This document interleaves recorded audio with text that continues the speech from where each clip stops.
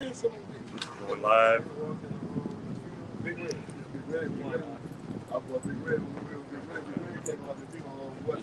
live. Should we get a notification in a second? All right. Huh? It should be two pages that pop up. I just got the other notification too. It's on Houston, right? Yeah. And I think Austin too. I see. All right, Shalom. First and foremost, we give all praises, honor, and glory unto Yahweh. Bashem, Yahushua, Bashem, Hakodash. Hey, double honors to the apostles and the elders of the great millstone where we learn the truth from. Peace, salutation to Achiam, and to the elect, all right, that's scattered across the four corners of this earth. All right, preaching this truth, believing in Yahushua in all sincerity. All right, we are the Hebrew Israelites, all right, and we come out every week and prophesy against Babylon the Great, all right, which is ran by Esau Edom, the Edomites, right, the biblical nationality of so-called white men, all right, the whole race, right, and we coming until the end, all right, of his kingdom, America. Hey, cause this place is falling and it will fall, right? Because it is prophesied to happen in the Bible, right? And the Most High's words is gonna come true, right? So, despite how much money you got in your 401k, despite that people just graduated college and shit, or you just got good news, or whatever, all that shit don't matter, right? You just got promoted, all right? You just got approved for food stamps, all right? None of that don't matter. Hey, America's gonna fall, right? So, hey, you can start at Jeremiah 51. Hey, because this man has done treacherous things in the earth, and the Most High is the righteous power. The Most High is gonna bring all the things that this man has done back on his own head. All right, he's gonna recompense him. You're not just gonna get away. All right, an evil man as you think you're gonna get away scot-free. Nah, you done touched the Lord's people, and then you done jacked up the earth. Right. Right. So not only is the Lord's people, in mourning, right, and fucked up about it, about you, all of the nations, right, even the animals. You can start Jeremiah 51. John, this is the book of Jeremiah, chapter 51 and 1. It says, "Thus saith the Lord, behold, I will raise up against Babylon and against them that dwell in the midst of them that rise up against me a destroying wind." Right. Read it over again. It says, "Thus saith the Lord, behold, I will raise up against Babylon." So, he said, I will raise up against Babylon. Right? Now, Babylon is talking about America. It's not talking about ancient Babylon. And this is the daughter of Babylon. Matter of fact, I've been doing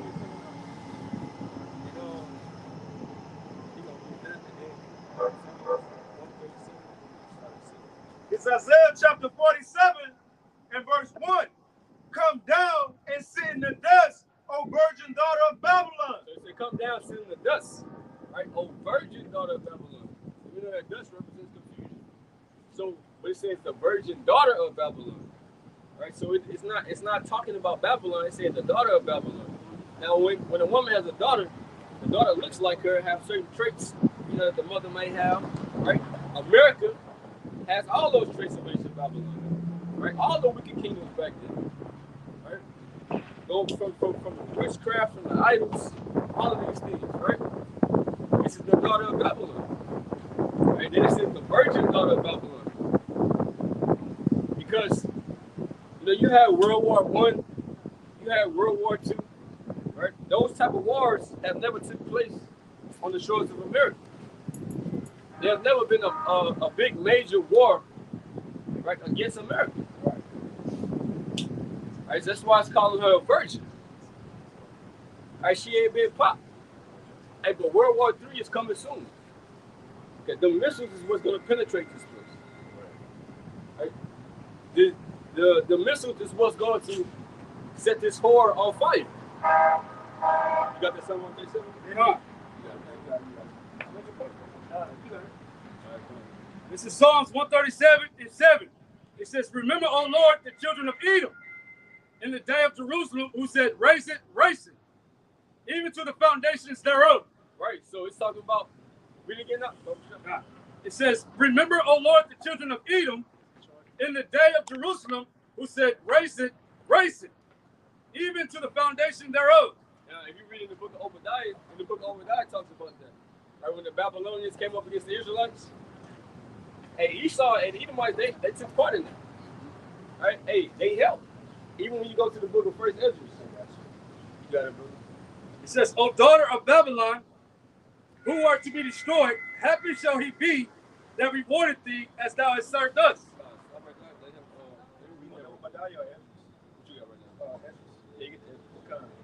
This is First Ezra chapter 4 and verse 43.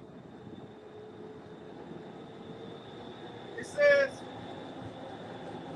Then said unto the king, remember thou vow which thou hast vowed to build Jerusalem in the day when thou camest to the kingdom, and sent away all the vessels that were taken away out of Jerusalem, which Cyrus set apart. It says, when he vowed to destroy Babylon and to send them again thither. That's the point. And thou also hast vowed to build up the temple which the Edomites burned. So they the ones who burned it down. When the Babylonians came against us, they burned it down. They were like, hell yeah, and we got these niggas. Esau Ben had a hateful eye towards his brothers, Jacob, right? Towards all of us. So he said, raise it, right? Destroy it. So they was chanting down our downfall. Right? Read it again. And two, like in Lamentations, said they clap, they hiss and wag their heads, and we have found, we have seen, we have destroyed Israel. That's what they've been waiting for, man. So even back then, Esau, he been wanting to do that, man. He had a part in all the destructions of both of our temples. The first one, the second one, and he gonna come after the third one today, which is the believers. But the Lord will mainly pay him back for a lot of what this man have done. Nothing have been forgotten, man. Right. He ain't gonna be able to destroy this temple though, because it's a spiritual temple, right? Yeah, my spiritual temple too. Hey, read it again. Yeah. This is Psalms 137 and 7. It says, remember, O Lord, the children of Edom in the day of Jerusalem, who said, raise it, even to the foundations thereof. It says, O daughter of Babylon, who are to be destroyed. O daughter of Babylon, right? So we mentioned Edom in the first verse, the verse above it. But now it's speaking about Babylon. With him. He said, O daughter of Babylon. So he said, O daughter of Babylon. So Esau is in control of this Babylon. Right? So Esau, he's the so-called white man. What could this place be then? If he's in control of it. All right? Second Ezra chapter 6 and verse 9. Verse 7. It says, then answered I and said, what shall be the parted asunder of the tongues? Or when shall be the end of the first and the beginning of it that followeth? So he wanted to know particular, like, what to look for the end. So what should you look for these things to know that it's near to take place? This same thing that the disciples actually Yahushua, right? On when is the end going to come? And what should we look for? Right? When shall these things be? And he said unto me, from Abraham unto Isaac, when Jacob and Esau were born of him, Jacob's hand held first the heel of Esau. Right, going back to Genesis 25th chapter, the birth of Esau and Jacob. Right? It says, for Esau is the end of the world, and Jacob is the beginning of it that followeth. So it said Esau is the end of the world. Now you ask anybody, any average Christian, right? Or anybody who's not a good Christian, they can just have some type of spirituality or whatever. They're saying we're in the last days. Right. So that's clear that we're in the last days. So who is ruling in these last days? The so-called white man. So when it's speaking about the virgin daughter of Babylon, or the Babylon that's spoken about in Isaiah 13, right? That's going to be destroyed like Sodom and Gomorrah. In Babylon, they spoke about Revelation, all throughout Revelation, right? Jeremiah. This is talking about this place. They seen visions of this place being destroyed. Right? John the Revelator, he seen visions of this place being destroyed. Seeing them, bring out the charisma. All these things that we seeing play out before our eyes. So if these things are coming to pass, the destruction's going to come to pass as well? Right. You go back to Jeremiah 51, I know you're going to say something. Okay, and real quick. And even when you read this, because you have some Christians and scholars that say, no, that's ancient Babylon with Nebuchadnezzar. Well, even when you read the judgment, it can't be ancient Babylon. Because this Babylon that the brother reading in Jeremiah 51, Revelation 18, it talk about it being destroyed by fire and being utterly desolate. Well, ancient Babylon still here today. Y'all better know what's the modern name of it? Iraq. It's Iraq today. People still living there. But according to the judgment in Jeremiah 51, nobody's supposed to live there no more. Revelation 18, nobody's supposed to inhabit it. Right. So how was the old Babylon taken down? Cyrus sent Darius, knocked on them gates, right? As they was drinking, partying in our cups, Belshazzar, right? And said, come on, give me that kingdom. And they took over. It wasn't missiles flying, it wasn't by fire, it wasn't destruction. So if that didn't happen to the ancient Babylon, how could this judgment link up with it? That's to show us another Babylon that got to be talking about, man. Come on. Oh, yeah, real quick. Since he said that, and that's another thing, but prophecy, nobody, you Christian or scoffer, you can't come up against what's written. And again, that's why we shouldn't be afraid when it comes down to a debate or if somebody come up with questions, a scholar. You can't tell us nothing because according to the Bible, 144,000 men only from Israel gonna know this truth. So if we believe we're the number through the spirit of power, Yahweh Shemel Shah, who can tell us anything? Who can tell us what is and what's not? Nobody. And what is our anchor? Prophecy, man. You can't get around that. You can talk about Gentiles, everybody can be saved, but what kills that? When you go to prophecy, saying how the heathens gonna build up our kingdom, how they gonna be in chains, so you can't get around prophecy, man. You got it, right? So yeah, I'll make a point. What the brother is talking about, what this brother is talking about is this: Amos 3 and verse 7. Surely Yahweh power will do nothing but reveal his secrets and to the servants his prophets. So only the prophets have the mysteries that's written in these scriptures, man.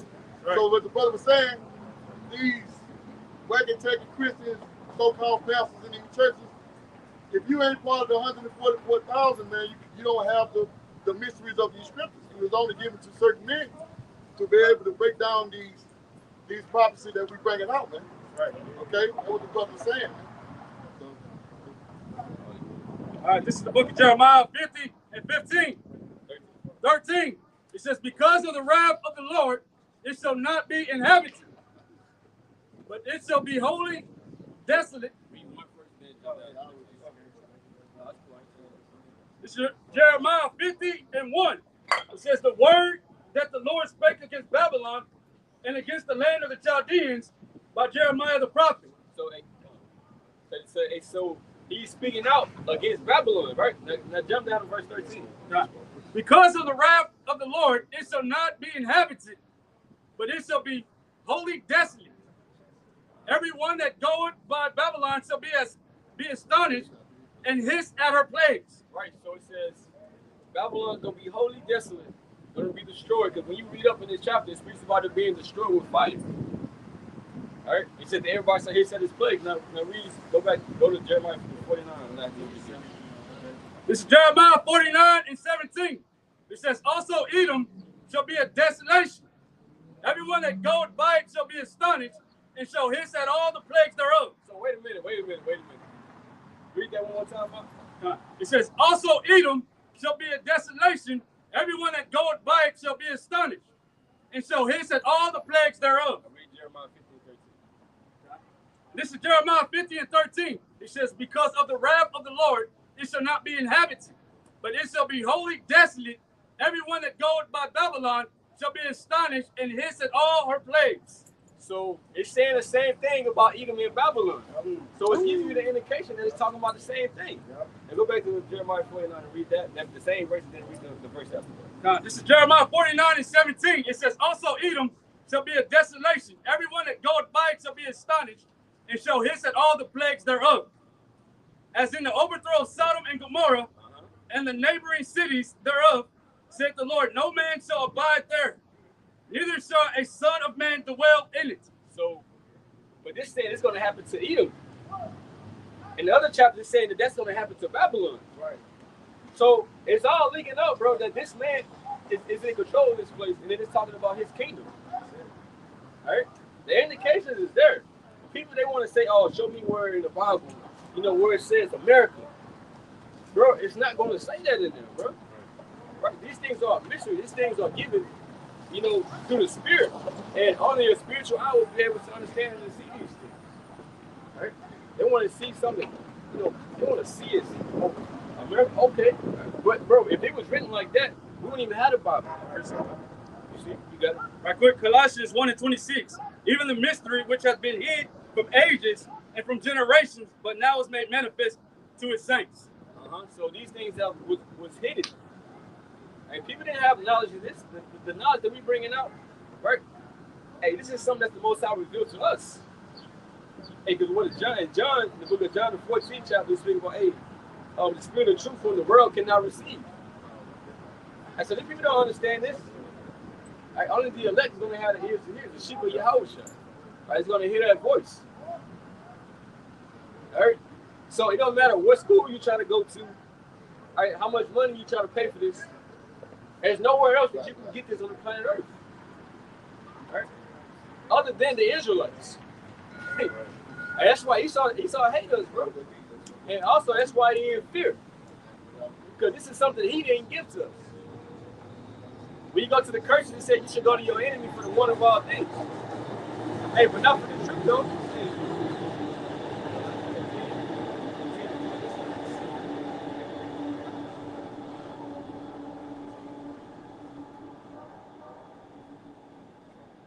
Esau didn't give us the truth. He didn't give us the Holy Spirit. It was already promised from the Father. And like it says in the book of Ephesians, that the Holy Spirit was the down payment for all of the rest of the things that's going to come. The kingdom of heaven, all of the things, the new bodies, right? So all these things are going to happen. You got it up? Now, you know, in Revelation 11, it said how the nations, they didn't want to put our dead bodies in the grave. In other words, they didn't want to bury their lies and tell us the truth, right? In other words, take us out that dead estate. But you go into Ezekiel 37, I don't know what you was about to get at, but you go into Ezekiel 37, the Most High said, I'm the one who's going to bring you out from the grave. We all that. It's like you spoke about the nations. They didn't want to tell us who we are.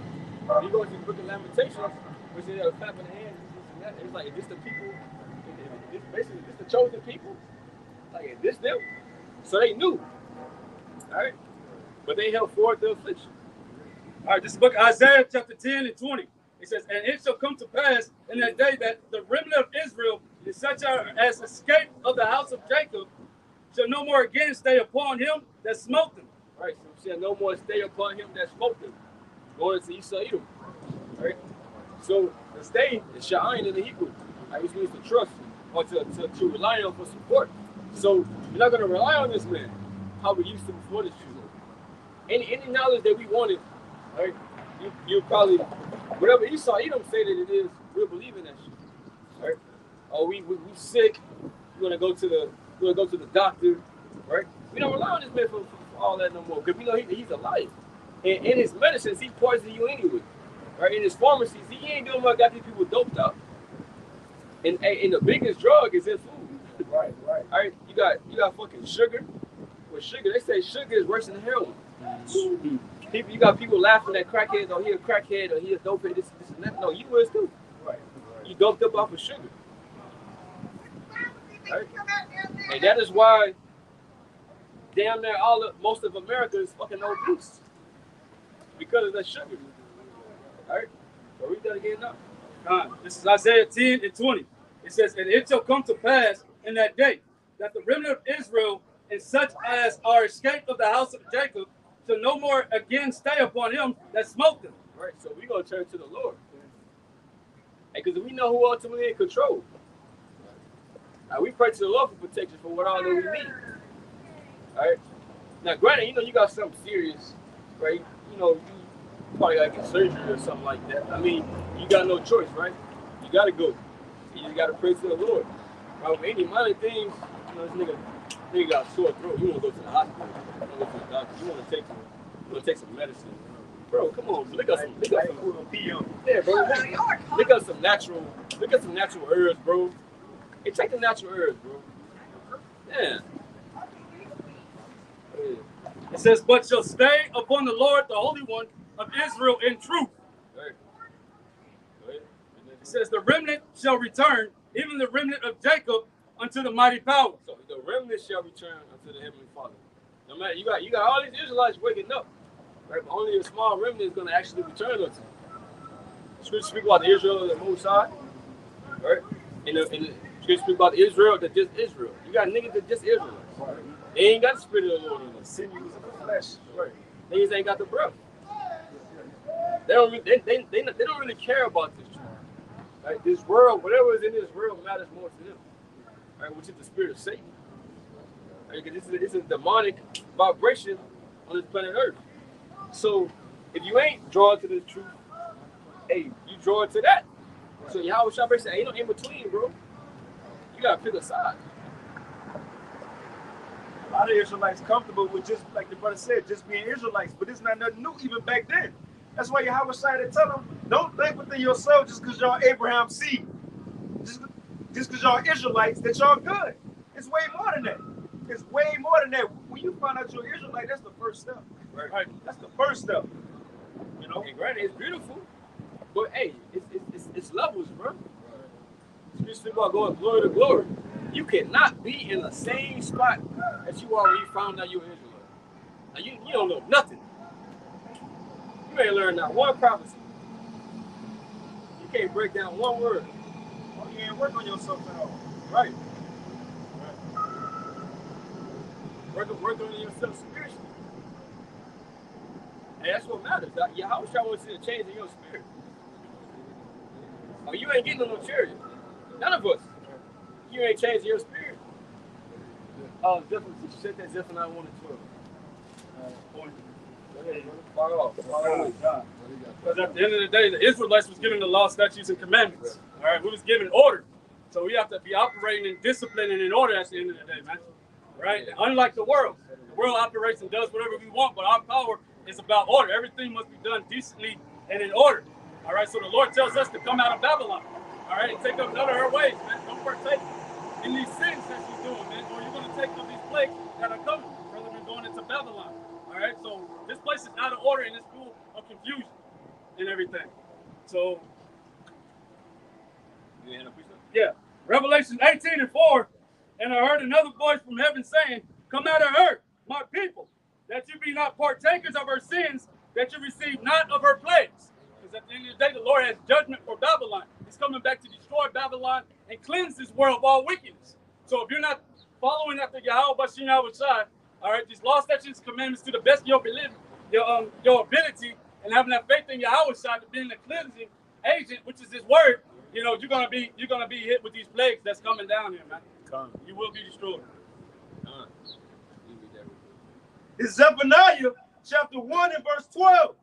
And it shall come to pass at that time that I will search Jerusalem with candlesticks and punish the men that are settled on their leaves. He said, search Jerusalem with candlesticks. And that's the men teaching this word, because the men, we have been given the light. Get that Matthew 5, that is like 12. Speaks about candlesticks.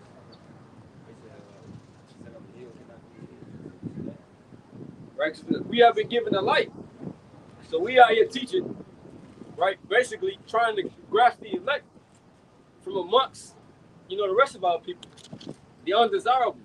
Because the Lord ain't taking everybody. In ancient Egypt, everybody was able to come. Right?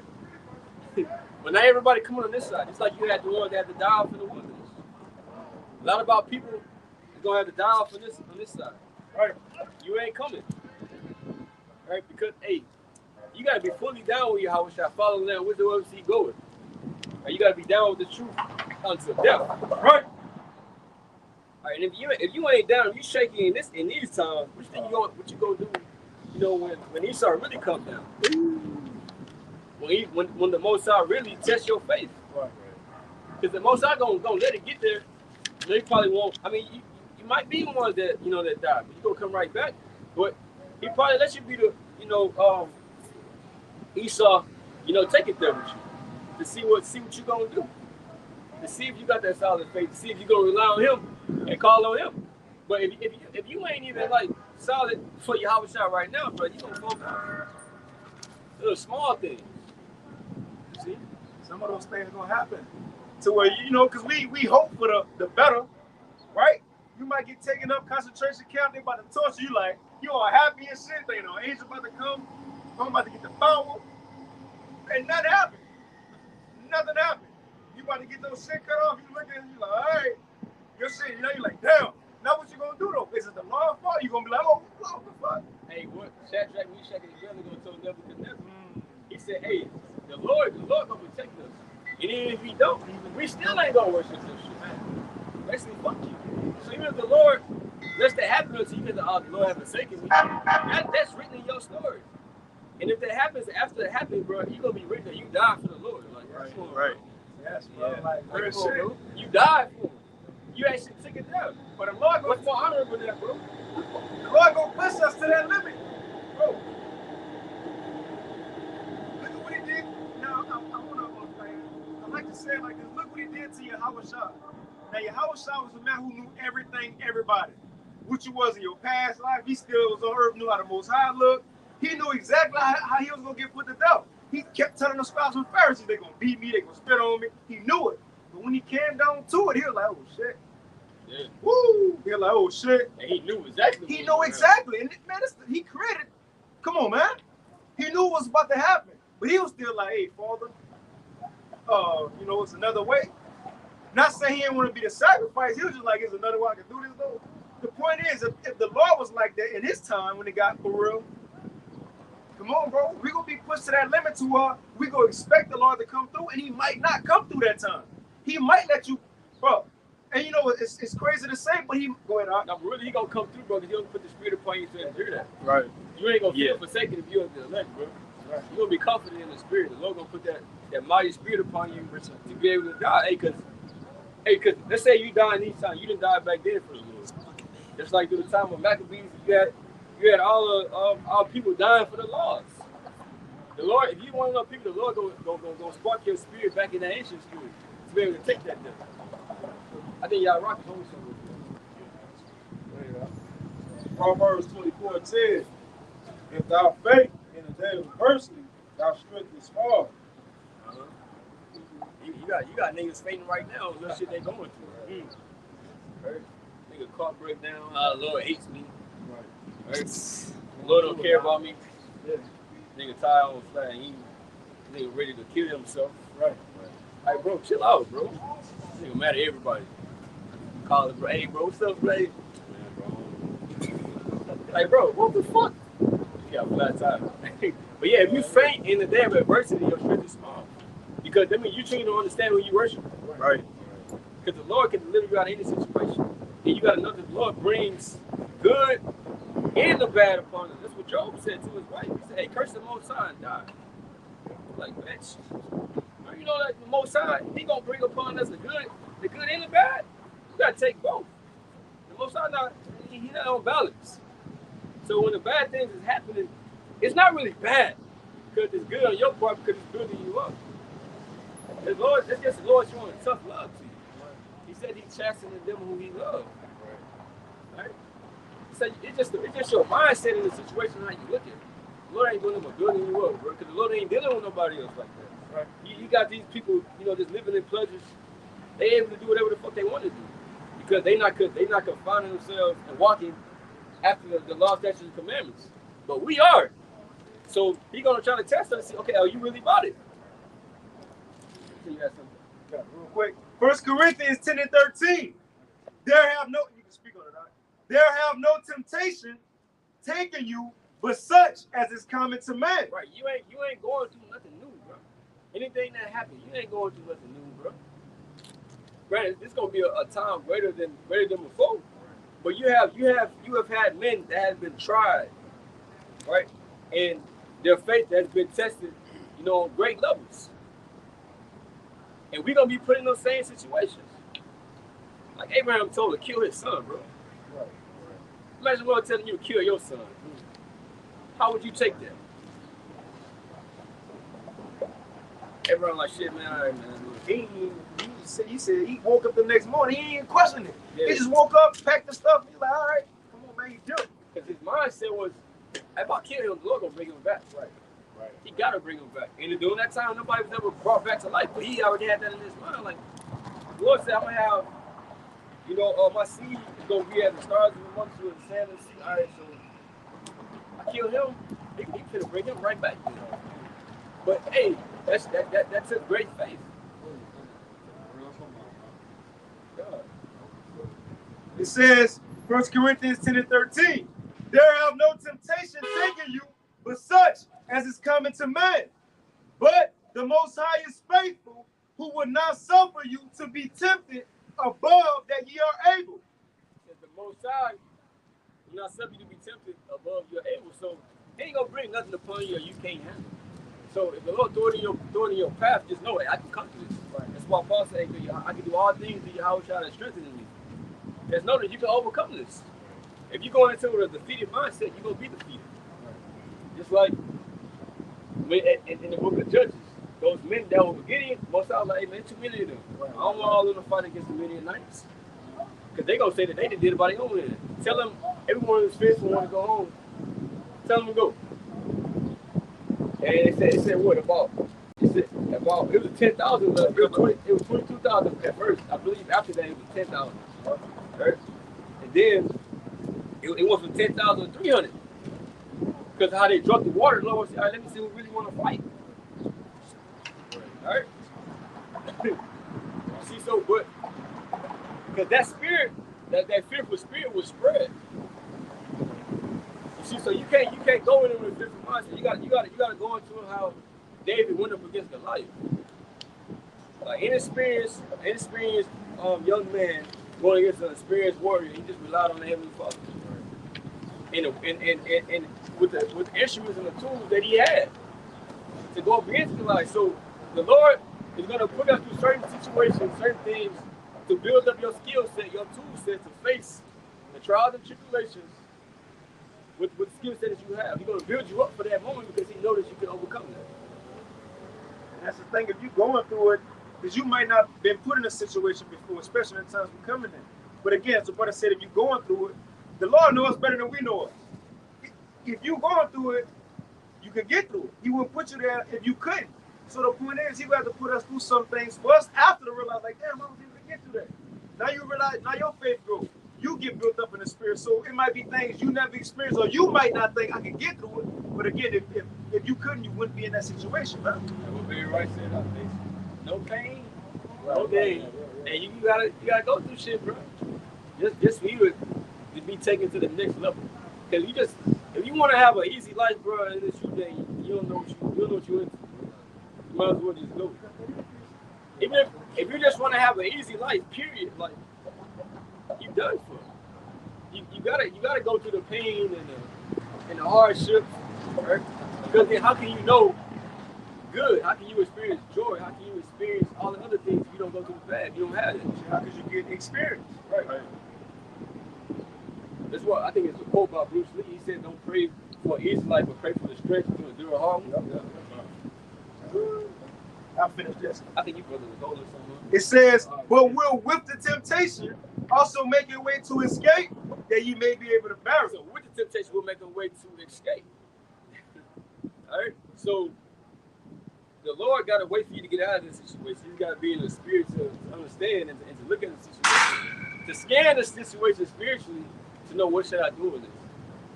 Right? The Lord gonna reveal it to you, and sometimes it ain't always gonna be an easy choice. There's no, hey, whatever loss you take on this side, bro, the Lord gonna give it back. That's why Peter was like, bro, hey, man, we gave everything, Lord. Like, what we gonna get? That's why he said, hey, you forsaken lands, houses, brethren, mothers. He just start naming off stuff. Right. Whatever. We're gonna get it back in 104. So look, don't even trip on that. Just follow me. That's why we had the rich man that came up to him. He's like, what should I do to inherit eternal life? Which he really didn't even want the kingdom, bro. He wanted everlasting life, but he didn't want the actual kingdom though. He wanted everlasting life as far as to enjoy his riches. Because he had it all. He didn't want to lose that. That's why he really wanted everlasting life. But you were done with that? You gotta he didn't have faith either.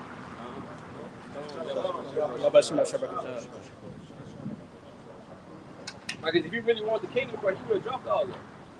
But he really just wanted to live forever, just so he can enjoy the riches forever. This is the book of James, chapter 5. Go ahead and jump into verse 10. It says, take my brethren, the prophets who have spoken in the name of the Lord, for an example of suffering, afflictions, and of patience. Right? It says, behold, we count them happy which endure. It said, take my brethren, the prophets, as an example.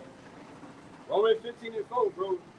The things that are written for time, written for our learning. So you gotta read, and you gotta get these accounts in your mind. Read them over and over and over again. One time is not enough. Bro, it's never gonna be enough until the day comes.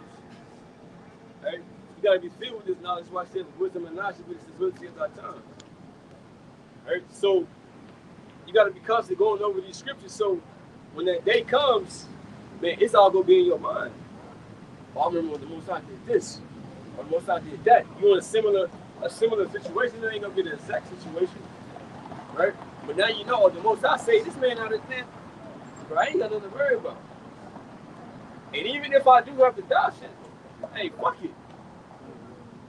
Bro, death is nothing. Death is nothing, bro. It says, behold, we count them happy which endure. You have heard the patience of Job and have seen the end of the Lord, that the Lord is very pitiful and of tender mercies. Right, Job called fucking hell. And the Lord was just testing him. Playing with his life. And his friend was like, man, hey, what did you do? Whatever you did, bro, hey, what did you do? And that's what's coming up against Job like that. Job had to attack him. But most times just said Satan on Job. Basically like, hey, shit, let me touch him. Shit, I bet he gonna fold. She was like, nah, he ain't going to do it. Just don't kill him. Right?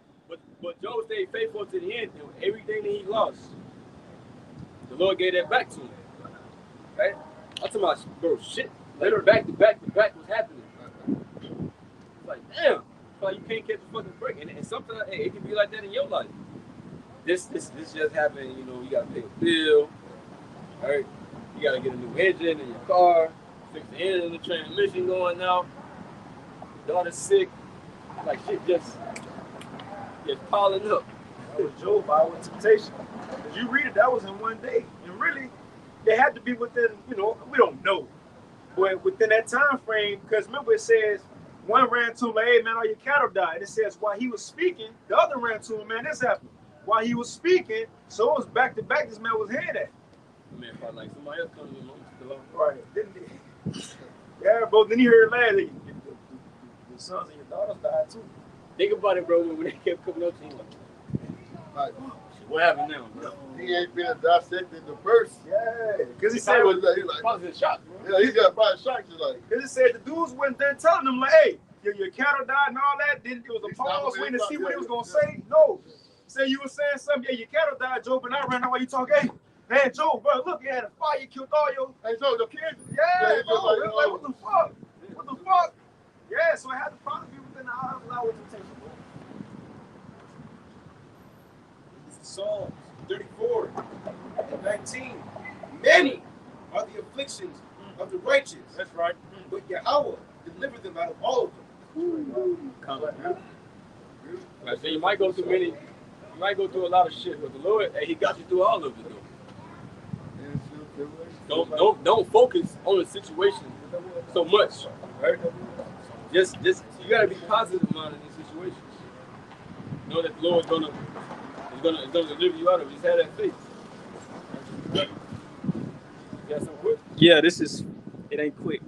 It ain't long either. First Maccabees, How many verses you got? 3. First Maccabees chapter 2 and verse 49, like the mindset that Mattathias had when he was given to his sons to endure those times.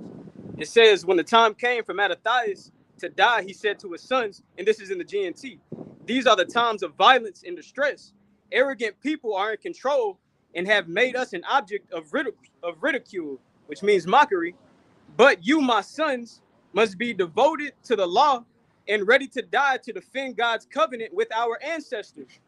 And then it says, verse 51, here's the point. Remember what our ancestors did and how much they accomplished in their day.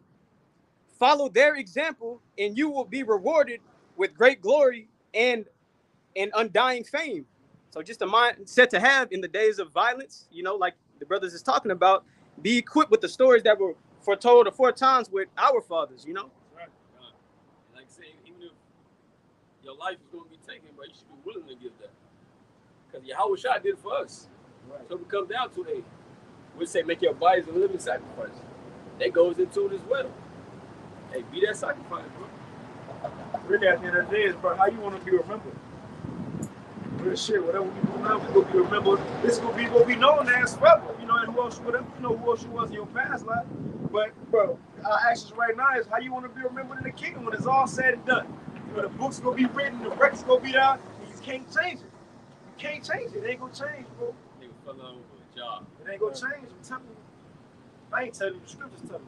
Right, you in the kingdom, and so he fell out, because of a job.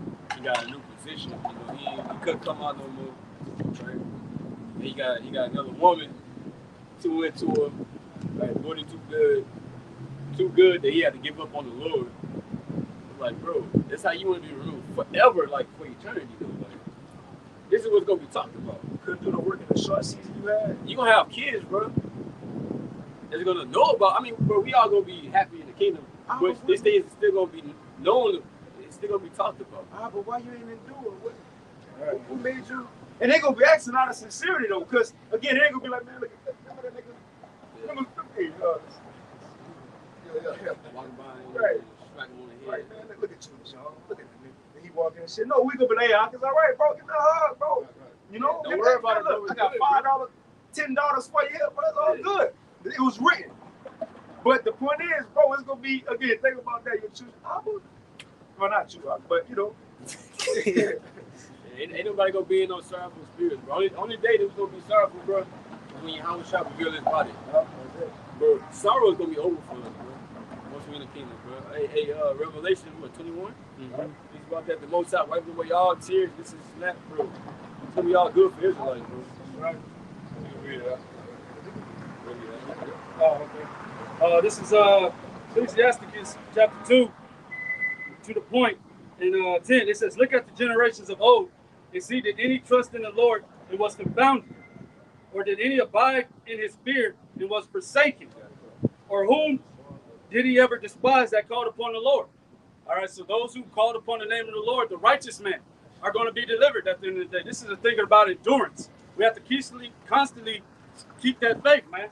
All right, hold fast to what we have in this thing, man. So if you don't have the faith and everything to endure, then you're not going to endure to the end. You don't want to be all the way up into that day of that great day of choosing what you're going to be or whatever and stuff, and then you get cut the hell off, and then you choose the world. You choose Babylon and everything, man. So the Lord is building up His righteous man right now, man, in that faith, like the brothers going into. All right, so they can be able to endure these things that are coming down the pipe, man. All right. We can go back to Jeremiah 51. What does he got?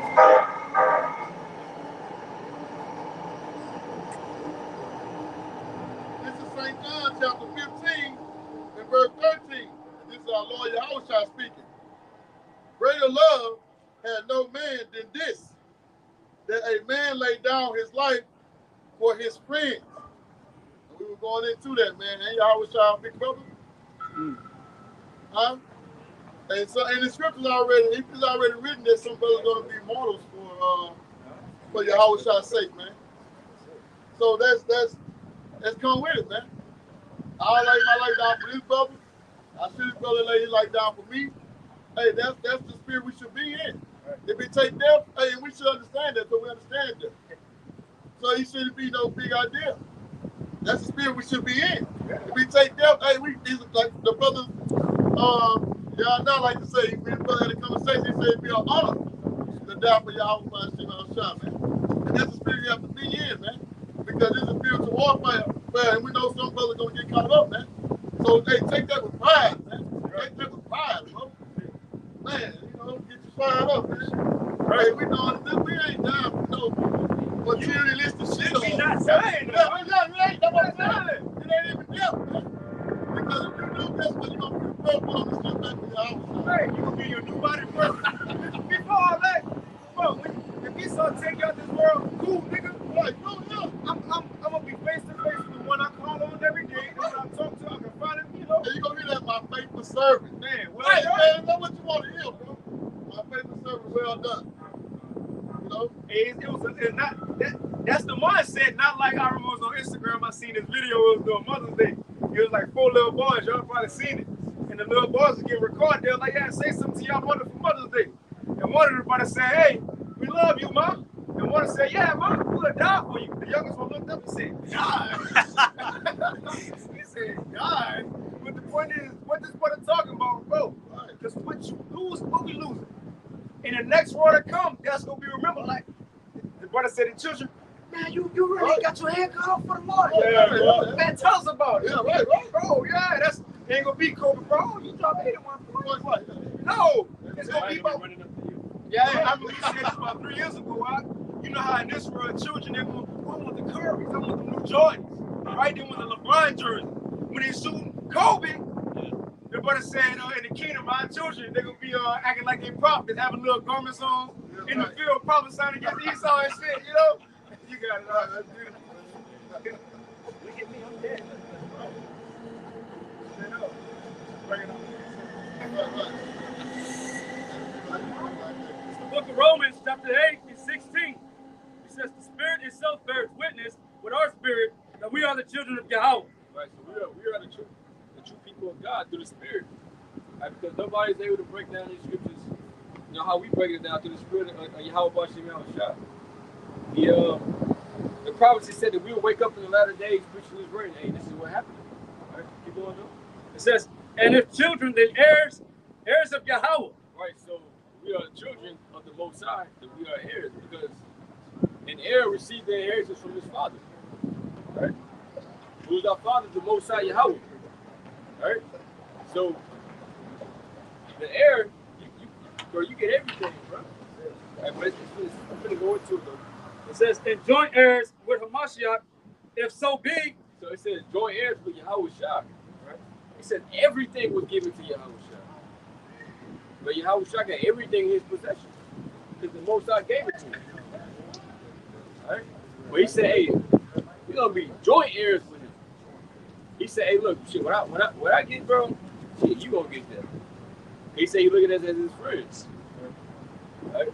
That's why I say, hey, the day of vengeance burned in his heart, bro, because he want to come get his brother. John 17, he was like, hey, Father, you know, I want them to be what, hey, you know where I'm at, man. I want them, he was like, man, hey, I pray you keep it from the evil. All of that, bro. And the Lord was concerned about us, bro. We understand, but the Lord was concerned about us, bro. And they ain't never stopped. That's why he said he's going to be with us until the end. Right? Even until death, bro. The Lord wasn't forsaking his death. Even though that was a tough time, a tough thing to go through. But the Lord was always there. Right?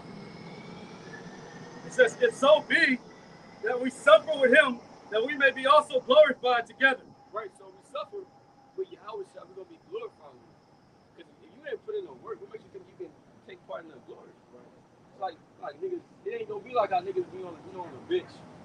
You know, in the team win a championship, they gotta get in there, popping bottles all over the camera. But ain't put in no work. Like, it feels better when you just suffer from it. Like, man, I'm about to take this. Man, now I'm here. It feels better. That's why, bro. That's why Jake and they be getting rich and shit from rapping or being after. They say, man, I'm gonna do this, I'm gonna do that, and they make them appreciate what they got even more. I'm gonna point out when you talk about dealing with the analysis with the football basketball. I'm watching this show called Palm Wars. And he came with a championship ring. And the guy who got it, like, he thought he'd be a big buck. He said, well, he ain't no starter. He was a bench player. So he didn't really, the value not like the starters or the ones. So even they had a value. So, yeah, it's a big, like the brother was just saying, you sit on the bench, you don't want to get the game. Your value ain't going to be shit. You know, you're going to still, like the brother said, keep with the levels. And that's true. Yahushua said in one of the parables, he was like, you know, the man who put in like 5 talents, he said, I'm gonna give you 10 cities. You, I'm gonna give you 5 cities. You, this many cities. So it is gonna be ranks and levels.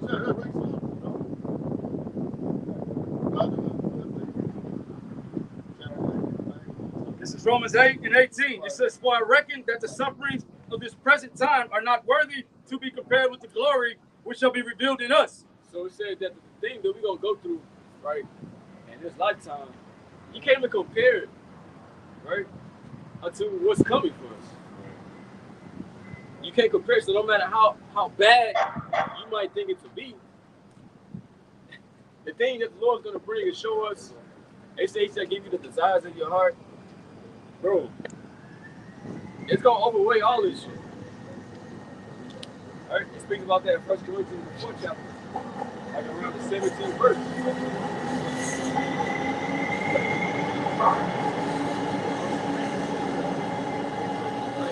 It completely outweighs this shit. So you gotta have it in your mindset, hey, just like well, you got Hebrews 12. The Lord, It's Hebrews chapter 12 and 2.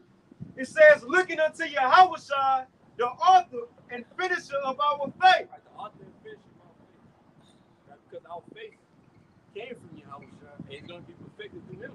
All the things that, you know, because we trying to be like Yahushua, measure up to Him. And He's the perfect example. Right? It says, who, for the joy that was set before Him, endured the cross, despising the shame, and is set down at the right hand of the throne of the Most High. So it said, hey, he, for the joy that was set before Him, He endured all of that shit. Right? He said, yeah, bro, hey, he probably didn't really tell it to nobody else. He probably did to close the cycle. Hey, man, I'm gonna be that dude, man. Hey, it's gonna be me, man. Hey, this shit was coming for me. You know, hey, he had to hang in there. Not only for himself, but for us too. Because he wasn't selfish in that. That's why we brought up John 17, said he wanted his friends to be with him too. But who don't want their friends to be with him? You know, niggas in Israel, they bring their friends with them. Friends, family.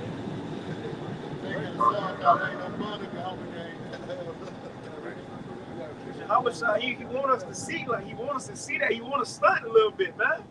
Like, he a Judite, bro. Come on. He a Judite. But he want to stunt. I'm going to read this John 17. It's John 17, and I'm going to start at 22. It says, and the glory which thou hast given me, I have given them, that they may be one, even as we are one. It says, verse 24, and Father, I will that they also, whom thou hast given me, be with me where I am. It's the point. It says, that they may behold my glory which thou hast given me, so they can see what I got, so they can see what you gave me. Take part in it. Like he want to come on, bro. That's the that Apple headset that's coming out. We did the live show and we brought it out. Now everybody who got in the headset is like, man, it's amazing. It's you can do this, you that, but you get a sense of loneliness when you in there because you ain't got nobody to enjoy it with. So Yahushua, if he got everything for himself, who he got to show? Nobody. So he's like, man, I want, hey, Father, like, bring my brothers back to me so they can see me like this. So because the last thought they got of me when I was on the cross. You know, let them see this new me, man. It says, right, because when you think about it, too, to John 17, he spent, you know, many days with them. Getting to know him, talking to him, this and that, bonding. Said, man, you gotta come with me, man. But he said he didn't pray for them, but he prayed for all of the elect, though.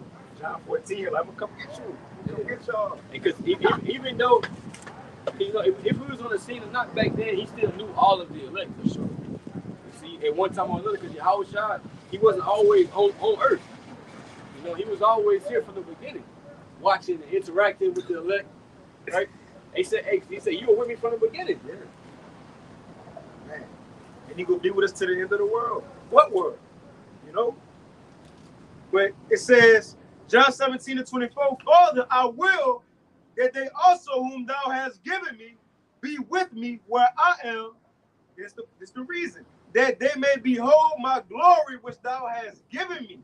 For thou lovest me before the foundation of the world. So the Lord want to study a little bit. He want to show off. Right. But in him showing off, he was like, look, brother, you know, a brother come to camp with a new necklace on.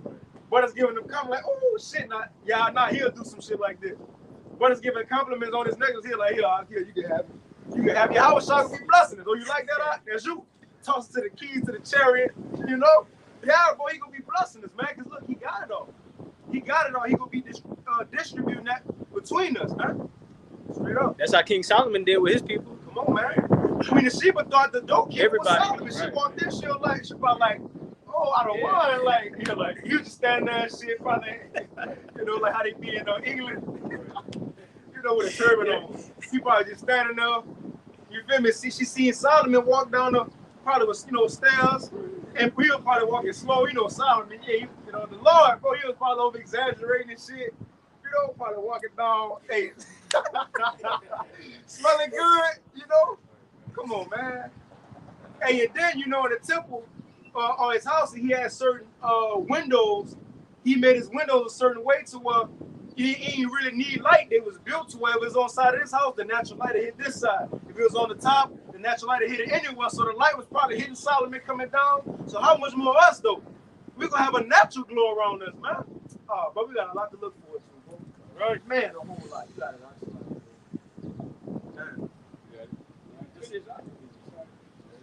Romans 8. This is real. It's the book of Romans, chapter 8 and 29. It says, for whom he did foreknew, he also did predestinate. So foreknew, talking about the elect. Jeremiah 1 and 5, you got everything up? Like we just spoke about, he said, hey, you were with me from the beginning. The elect, that he knew. He knew the elect already. Say nothing new. Right? In different lifetimes, they came, it was prophets, it was in his word, or involved some way or another. Wasn't Nathaniel when he walked up? Nathaniel, he was like, Israelite indeed, a man in whom is no God. He was like, man, you don't even know me. He was like, well, I've been knowing you. I seen you under the tree over there. He was like, oh shit. Oh, you gotta be the Lord. The point is, it's like, how you know me? You ain't never meet me. But as the brother said, the Lord been to all us, man. Right. You know? Because the tree wasn't in Yahushua's distance, but he told him what type of tree was under before he even came. He was like, damn, you the Lord. He's like, Jesus. That's all it took for you to believe. Like, so you gonna see greater than that. And again, that was a joking moment in the scriptures, because it ain't got LOL, but that's to get so you can get your Yahushua characteristics. He was fucking with it right now. Like, damn, that's all. You confess I'm the Lord because I told you he was under the tree. Come on, bro, you about to see a lot. Come on, man. It's Jeremiah chapter 1 and 5. It says, before I formed thee in the belly, I knew thee. And before thou camest forth out of the womb, I sanctified thee and ordained thee a prophet unto the nations. Before, then he said, knew thee. Right? Before you came out of the womb, I knew thee. So we knew you in the spirit. So he said, before you knew. Read that again. This is Romans 8 and 29. It says, from whom he did foreknew, he also did. Yep. What are you talking about? Go ahead. He also did predestinate. So those he did foreknow, he predestinated them. Right? Ephesians, the first chapter, the 4th verse goes to that predestination. He predestinated them to believe in his son, to be conformed in his image, and basically depart from the ways of this world. Right? The steps that we have taken, that we all have taken up to this point now, the Most High already did plan this. Right? It said, many are called, but few are chosen. We don't know if we are chosen yet. Right? But it's a great possibility. Right? It says, destined to be conformed to the image of his son, that he might be the firstborn among many brethren. Go ahead. Right? It says, moreover, whom he did predestinate, them he also called, and whom he called, them he also justified, and whom he justified, them he also glorified. It says, moreover, whom he did predestinate, them he also called, and whom he called, them he also justified. When they're chosen, they were going to be justified. That's why it says that the elect will be found with no guile right in their mouth. They will be without fault before the throne of the Heavenly Father. Out of all the shit that we done did, it's going to be like we haven't even done it. We have a clean slate. Right? The Lord, He said He's going to throw all of our sins in the sea. And that shit is going to be, that's it. It's going to be what it is. We're going to be cleaned up. With the law, statutes, and commandments in us, we're going to be that perfect bride, right for the Lord. Right? He ain't going to be bringing up the past. Yeah, I remember you was doing this, that. Right? No. Oh, like how a man goes to a woman, hey, what's your body count? Right. We go, hey, all that shit gonna be wiped away. We ain't gonna have no body count because we're spiritual whores.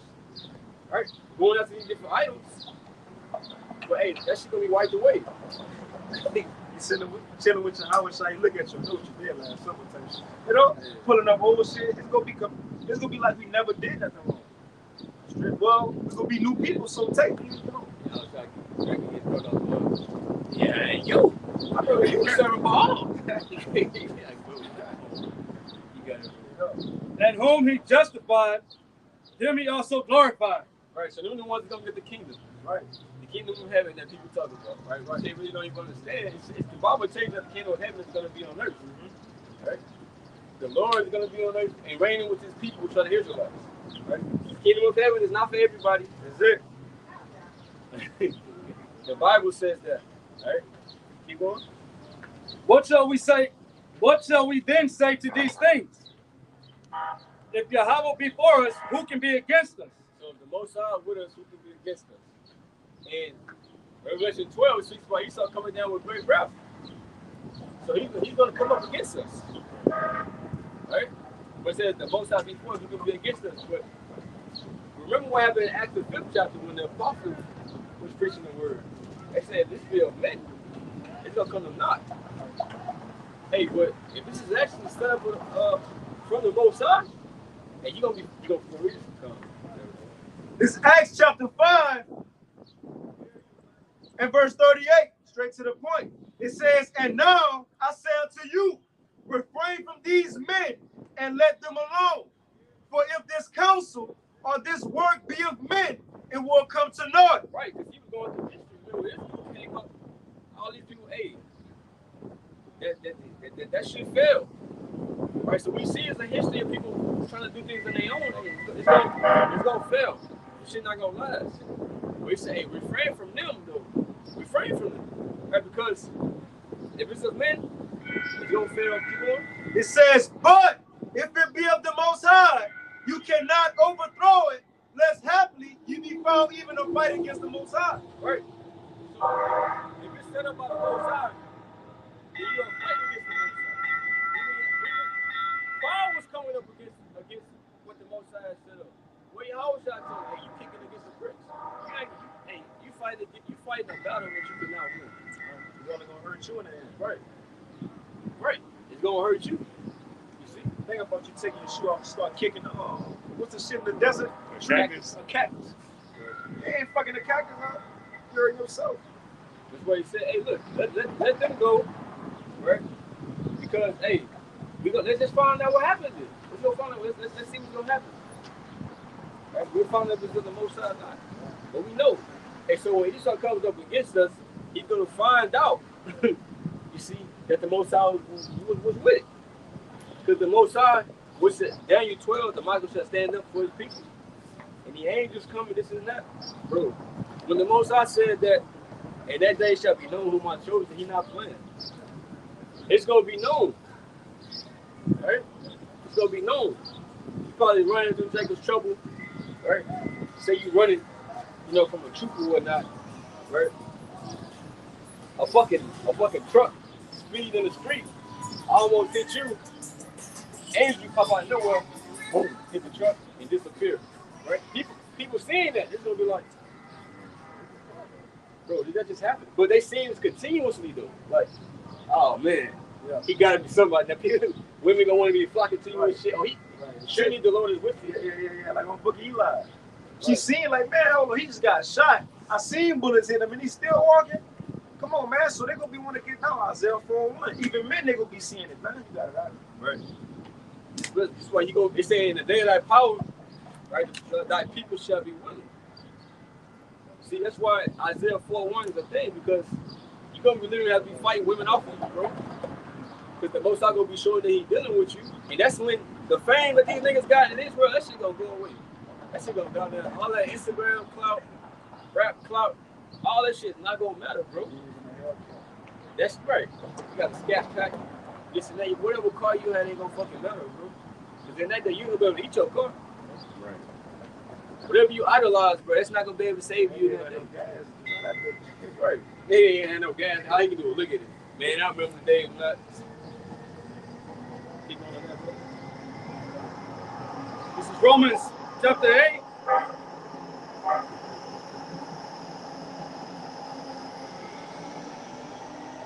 And 31, it says, what shall we then say to these things? If Yahweh be for us, who can be against us? He that spared not his own son, but delivered him up for us all. How shall he not with him also freely give us all things? It says, who shall lay anything to the charge of Yahweh's elect? It is Yahweh that justifieth. Right. So you can't lay anything to the charge of the Most High's elect. The Most High say, hey, they good. Hey, that's what it is. Right? Because he's the Most High for a reason. He say the word is done. Right? Keep going on. All right. It says, who shall lay anything to charge of Yahweh's elect? It is Yahweh that justifieth. Who is he that condemneth? It is Hamashiach, Yahushua, that died, yea, rather that is risen again, who is even at the right hand of Yahweh, who also make an intercession for us. Right, the Yahushua make an intercession for us on our behalf. When we fuck up, we do stupid shit, right? The Lord is there to cover that. Like, man, just overlook that, Father. Put some of my blood on that. Don't judge you for it. It's all good. Just put that on you. That's what you want the Lord to do for you. Right? Take up for you like that. Stand up for you. Because we're standing up for him down here. Right? So it's an exchange. Because if you ain't doing nothing for the Lord, makes you think he's going to do something for you. That's why he said, hey, you ashamed of me. Hey, I'm going to be ashamed of you before my Father. It says, who shall separate us from the love of a Mashiach? Shall tribulation or distress? Right? So what shall separate us from Yahushua, right? That's what you got to ask yourself. Like, hey, what will separate you from this truth? And it's easy. It's easy to say, oh, nothing. Right? But you got to think about certain situations that happen. Or you got a woman, you really love her. But she trying to pull you away out of this truth. She said, I'm going to leave you with this and that. She in the world. Can you handle that? You take your kids. They going to get the charagma. Can you handle that? Right? Anything, bro. You might love your mother, but your mother say you out in that day. It's like, how you gonna be able to take these things? Or you got a child, and Esau say, I'm about to kill your child if you don't get down. Can you take that type of temptation? But Paul about to list, hey, what can separate us? Nothing, because nothing can really separate the elect. Keep going, bro. It says, shall tribulation or distress or persecution or famine or nakedness or peril or the sword. Right, so we're just naming off things. Great things, though. Keep going, bro. As it is written, for thy sake we are killed all the day long. Right, so we killed all the day long by going through different trials and tribulations. Right, through suffering. We dying daily. But it's all good. Through that death, we get stronger. It's like you got what? Dragon Ball Z. What you got the Saiyans. Whenever they get brought to a point of death, they get stronger and stronger and stronger. Same for us, bro. Keep going. Brothers don't know nothing about Jesus. It says, as it is written, for thy sake we are killed all the day long. We are counted as sheep for the slaughter. Nay, in all these things we are more than conquerors through him that loved us. Right, we are more than conquerors through him that loved us, through Yahushua. So we are conquering these situations through Yahushua. Like I quoted earlier what Paul said. Hey, through Yahushua, I can do all things through Yahushua which strengthens me. Now you gotta go through that mindset to conquer, bro. You can't be conquered. He said, Satan is desiring to sift you. You don't let him fucking sift you, bro. Come on, bro. You got Yahushua on your side. You can just get sifted out. For I am persuaded that neither death, nor life, nor angels, nor principalities, nor powers, nor things present, nor things to come. So that things present, things that's happening now, and shit that's going to happen in the future. All right? Nor height, nor depth, nor any other creature shall be able to separate us from the love of Yahweh. So nothing, bro. Nothing. He said not even an angel. Not even an angel, bro. So he's taking it there like, bro, nothing. Right? But Yahweh say about the elect that none of them might have lost, except for the son of perdition, which was Judas. You see? Yahweh ain't gonna lose none of his sheep. That's it. It says, which is in Hamashiach Yahushua our Lord.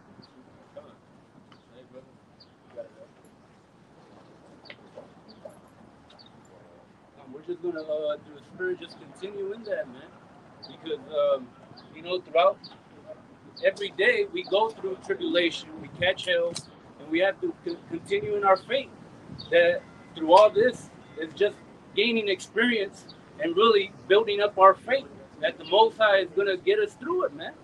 You see, the Most High makes it very obvious and very clear that the Spirit is dealing with you, that He's with you at all times, in every moment, even in the simple conversation that you have with just a random ass person. Just this past week, we were fellowshipping.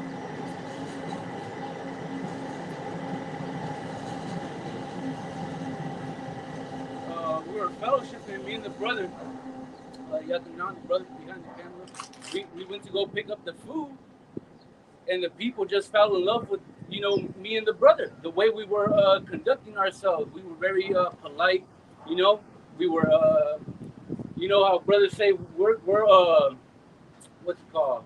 We're the best that this society has to offer, man. What was that? Best citizens. Yeah, we're the best citizens, man, and it's true, man.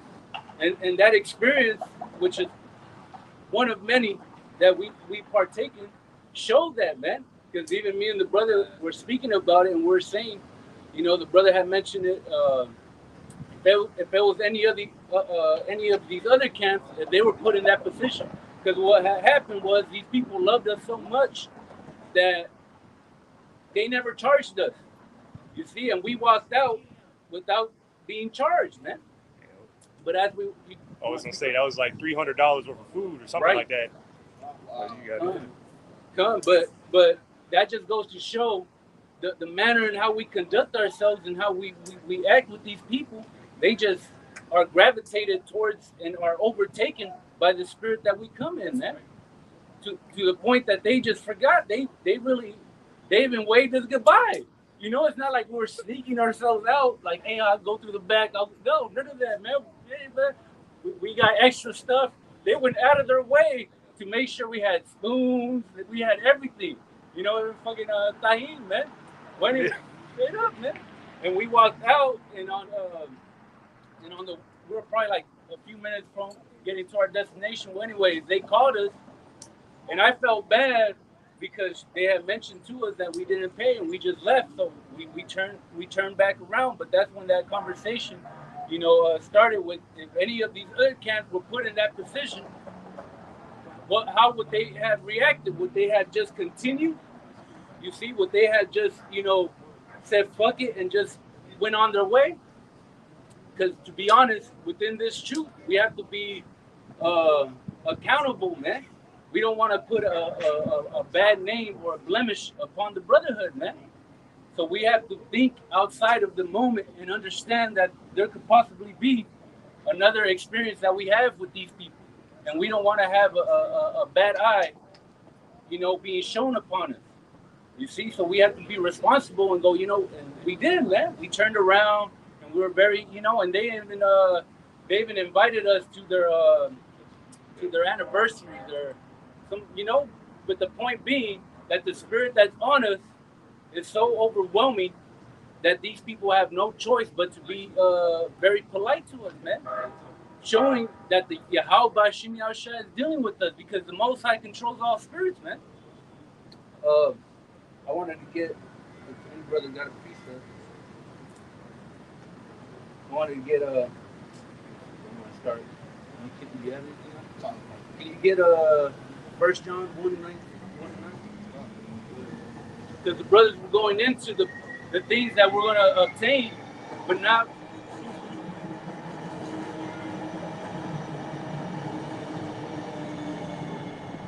But the thing is that in these times we have to submit ourselves to that sacrifice that was made, man. You got it out. This is St. John chapter 1 and verse 9. That was the true light. It's like, that was the true light, was lighting every man that cometh into the world. No, 1 John. Oh, it's like that.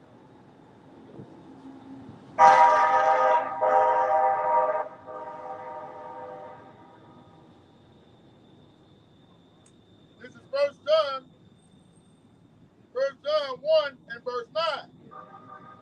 If we confess our sins, he is faithful and just to forgive our sins.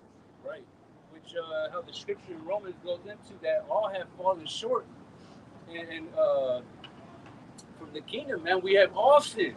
But that sacrifice was made for us to come back to that fold, man, so we could be forgiven of our sins, man. 1 John 1 and verse 9 from the top again. If we confess our sins, he is faithful and just to forgive our sins.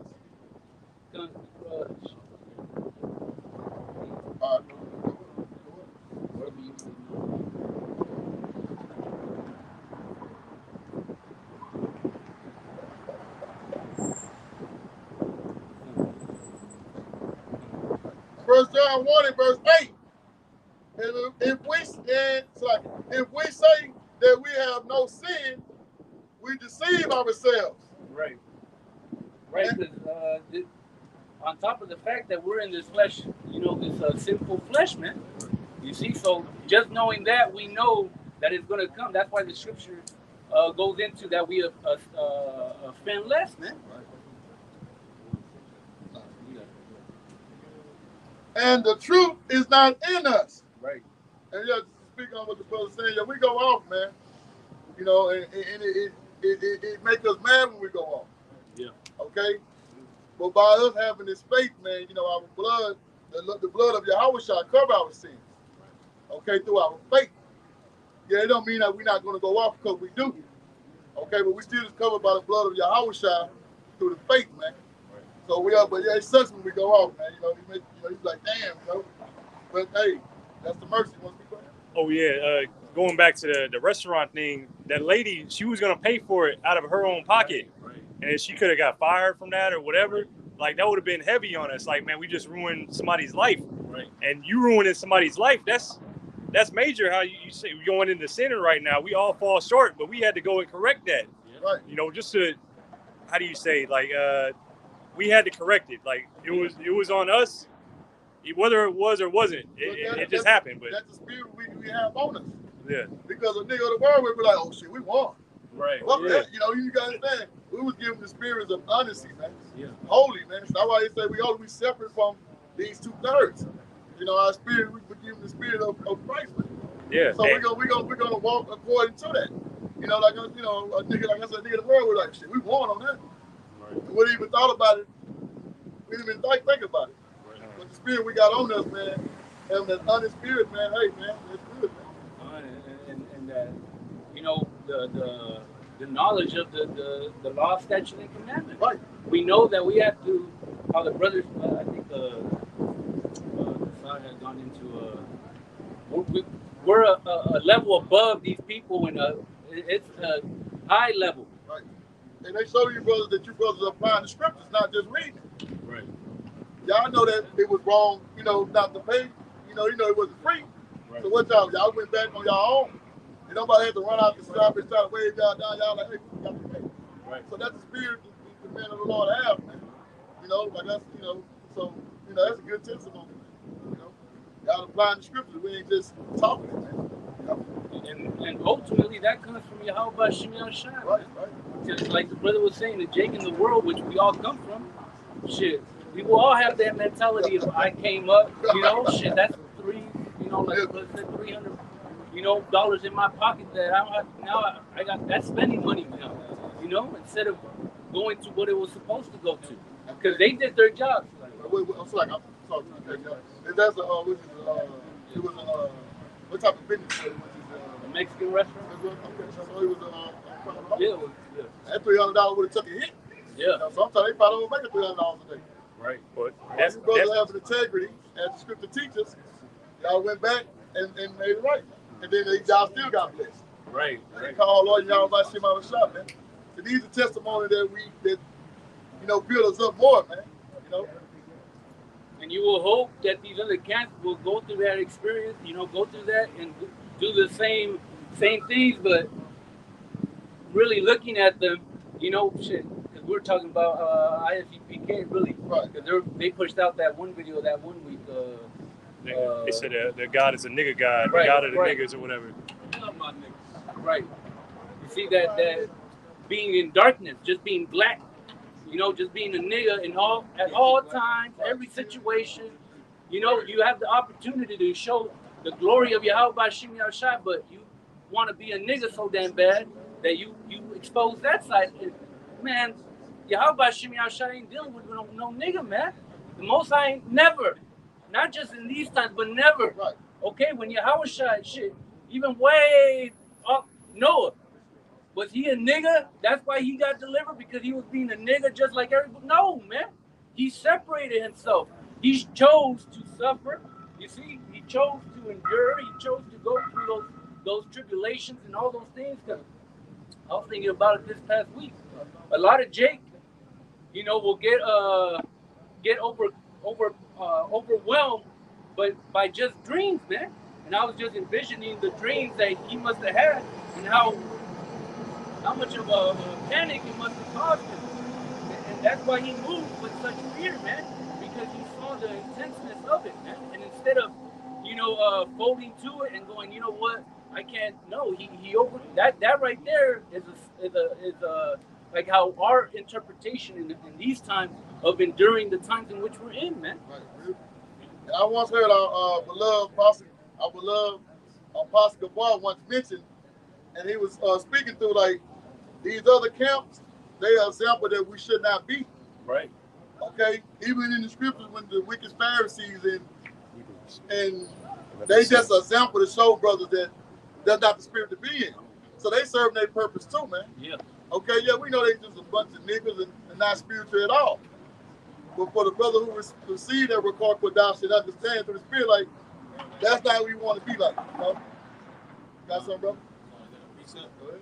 Ecclesiastes going into your account. Your testimony. It's Ecclesiastes 7:1. This is in the NLT. A good reputation is more valuable than costly perfume. The day you die is better than the day you were born. Because that location, you want to speak on it? Well, Con, you said that they would invite you to your anniversary. Right. Yeah. Right. So they trust you enough to invite you to their anniversary. So that means that you have a good name. Right. They trust you enough to invite you to it. They won't invite no regular nigga to their anniversary, but you had a good name. You and the brother. Beautiful. And that carries on with all of us, because now we come in, they see us, they recognize us, but they see that amongst us. Now imagine if we came and did the opposite of that, and now we come with all these men, and now they're just keep an eye on them, because those two right there, you see, so we give a bad stain, man. That's why we have to, wherever we're at, all right, wherever we at, we have to understand that we have a responsibility to uphold ourselves for the church. Okay, for all those that are taking part of this, man. We can't just be blameless. God, be blameless. We can't just be niggas when we're, not amongst brothers, man. We have to always, at all times, there's no exception, even if we're, dealing with Esau.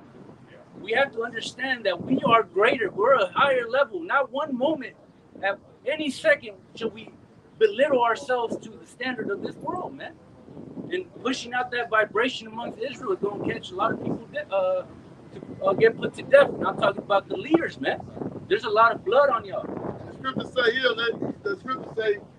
let the enemy be in peace with you. And that's by carrying yourself in a productive way, man. As a man of a true man of the Lord. Not no nigga when you out by yourself and you being a nigga. Okay? Because you can only hide behind that so long, man. Brother gonna preach that spirit, man. Like, brother ain't right. Yeah, because you're eventually because eventually there's not going to be a division between you being amongst men of this truth and you being amongst the men of this world. Your mind ain't going to be quick to adjust, man. Eventually it's going to come out, man. You yourself are going to expose yourself, man. You go ahead. God, this is 2 Corinthians 13:5. Examine yourselves whether ye be in the faith. Prove your own selves. Know ye are not your own selves, how that Yahushua Hamashiach is in you, except ye be reprobates. And all of us, we should be proving ourselves constantly to be, if we're in to see if we're walking in faith and believing. Because really, anything could have happened. We could have just left. We could have just not went back, whatever. Like, oh well, hey, forget it. Yeah. It was an unknown call. Like, I don't know that number. Hey, to show you the spirit, that the Lord is on you, because some people can take that and think that, oh man, this is a blessing from the Lord. Yeah. The Lord won't He won't tempt you. Right. The Lord won't put you in a situation like that, make you thinking like you're doing something good whenever you're breaking the commandments. Man. Right. Hey, and hey, Salaki, I lost it. Y'all got it. And you go back to his counsel, like, and we'll get back to the scriptures, man. They asked that we pay tribute to the Romans. And y'all say, yeah, you pay tribute to give what you owe. Give Caesar what he is. So same today, man, we have to conduct ourselves in that manner, man. Even though we're here in this wicked ass kingdom, we still have to conduct ourselves and have integrity and do what we have to do, man. So we represent Yahushua at the end of the day, man. Right. God, that's like virtue. Like the highest morals. Right. Your standards are up high, man. Right. And in the world, I guess they have a saying called, like, you're known by the company you keep. And it says in the scripture, like, how can you how that Yahushua is in you except you be reprobates. Like, we're known by the company we keep. Like, the company we keep, none of us are reprobates. Especially if we examine ourselves, like, damn, am I going off? Like, no, I don't see that none of the brothers here. Should have no bad report, like the scriptures say. No bad report, man. On the man of the Lord, man. We should be walking that straight line, man. Right. Represent Yahushua the right way. Okay. Just read that letter part you just mentioned. Know ye, come on. This is, know ye not your own selves, how that Yahushua is in you, except ye be reprobates. Son, you see, so we're a representation of Yahushua. You see, we're like the brother had said, we're supposed to not only the scriptures they've been going to be a hearer of the word, but a doer also, because we're a representation of how Yahushua will be. You see, and we're supposed to conduct ourselves in that higher level, man. We're supposed to always have that mentality that how will Yahushua, take care of this situation? If Yahushua was here, how would he react? And we know how he will react. Why? Because we have the scriptures to guide us, man. We're not guessing. We're not assuming. None of that is supposed to cross. That's the mindset of a nigga. We're not that. That should never be a part of this walk. If you're walking in this path and you have Yahushua in mind, understand a great sacrifice was made for you to walk a certain way, man. We're going to go back to 1 John chapter 1 and verse 8, and it reads, if we say that we have no sin, we deceive ourselves, and the truth is not in us. Verse 9. Right, which is the word you see. Right. That's what we lean upon. We're not guessing over here. We're not assuming that this is the correct thing. We have an understanding. We have law, statutes, and commandments that we have to abide by. We know that we're going to be delivered through faith. Yahweh Shai himself said it. When he comes back, will he find faith on the earth? Those elect men, that's who are going to have that faith, man. That's how we're going to obtain salvation. We be a part of that number, man. This right here, what you see in front of you, and all over the world, man, it's all being done by faith, in the confidence that a sacrifice was made to cleanse us and take away our sins, man. So we could be looked at as, when you go like in a grocery store, you know, I have to teach my little girls this all the time. When you go through fruit, you're not just, oh, hey, man, hey, how's it going? Hey, how's it going? And when you come home, all the shit is all, oh, fuck, what the fuck? No, man. That's not Yahweh Shai. Yahweh Shai ain't doing that. He ain't going to just, whatever. No, he's being very specific as to who is going to be delivered. Now, we know the elect is already, good. They have been chosen from the foundation of the world. But we don't have that knowledge.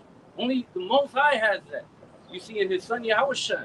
So we have to conduct ourselves according to what is written in hopes that when Yahweh Shai comes, he finds that in us. I got to appreciate about that. This is Ephesians chapter 2 and verse 8.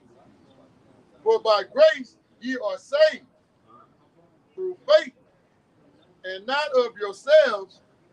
It is a gift of Yahweh. So that's the point, man. We was given faith as a gift. You didn't receive this faith of your own. So what the brother was going into, don't act like you got this faith on your own that you can think you can squeeze through the game. This faith was given to us, so you take care of that faith by doing what's right. Because many are called, but few are chosen. This is our calling right now, man. And we being tested on a high level. So don't think you got this faith of your own, and you think you doing something, you sneaking by, and you're not being honest, going into the point, like we say, integrity. So that comes with faith also, man, having that integrity, man. So don't think you're doing this of your own, because the Heavenly Father can even take that gift back from you, man, right. And make you a reprobate, man. And to just add on to, that was a test, if we were going to pass or fail. Right. And really that was more, more heavy on me, because I was with a younger brother. I'm supposed to know better, and at the same time direct the brother in that, continue in that path. Look, this is where Yahweh shall be stepping. This is how we're continuing to step in this path. Now we want to go over here.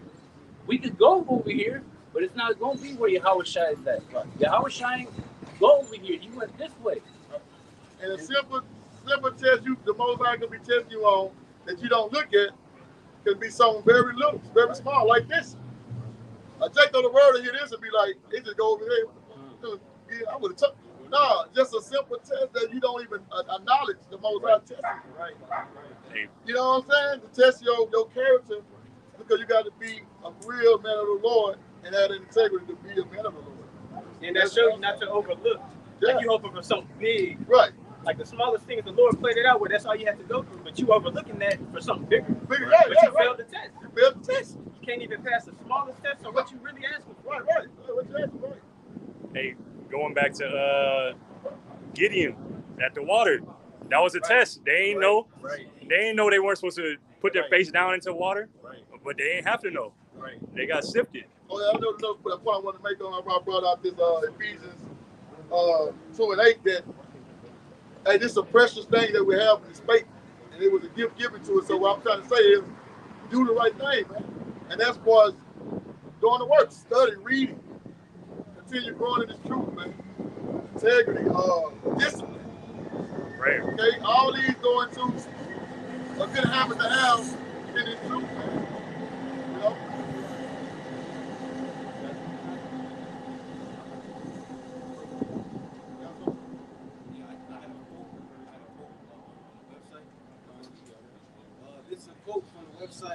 without question, without board. We can go. Those who walk in the Spirit will show forth daily, moment by moment, holiness. This is brought out by constantly choosing by faith to rely on the Holy Spirit to guide you in thought, word, and deed. This is all about action. The Most High ain't gonna reward a sayer of good things, and man, I think I would have, none of that, man. He wants you to, show forth that effort that you trust in Yahweh Shem Yahshua. Show forth your that good deed, man, and within time, all that gets stored up, man. The Most High is not what's it called, going into reward them that diligently seek Him and that you see, the Most High will reward you if you continue in it, man. At the end of the day, how the brothers are going into the Spirit, the kingdom to come, is the most the glorious of glories that we're going to obtain, man. But before that, we have to go through the suffering, we have to go through the trials, the testing. You see, we have to go through these obstacles, man. I was even thinking about, I had spoke with the brother Yagadah about this. But even when we went through that process of the apostles going through, I think it was like 4 years ago, when the apostle Tahar had mentioned, brothers that had been in the shoot for a certain amount of time have to do 3 videos a week. That was a sifting process right there, man. And a lot of brothers fell, man, or a lot of niggas fell, man. Brothers maintained and continued. And through the Spirit, they grew. And now it's a daily thing that we do what we do, and the scriptures back it up, man. And we'll daily be rewarded for the sacrifice that we're making, man. That's why I mentioned Yahweh Shem Yahshua is showing himself on a daily to us, man. Why? Because we're showing the effort the same way as in a daily. He's not next 2-3 months from now I'm gonna hook him up. No, every day he's showing us that he's with us, man. Driving down the road, pray for you leave and shit. Right? Motherfuckers getting fucked up out down the road, man. Cars flip the fuck over, caught on fire and shit.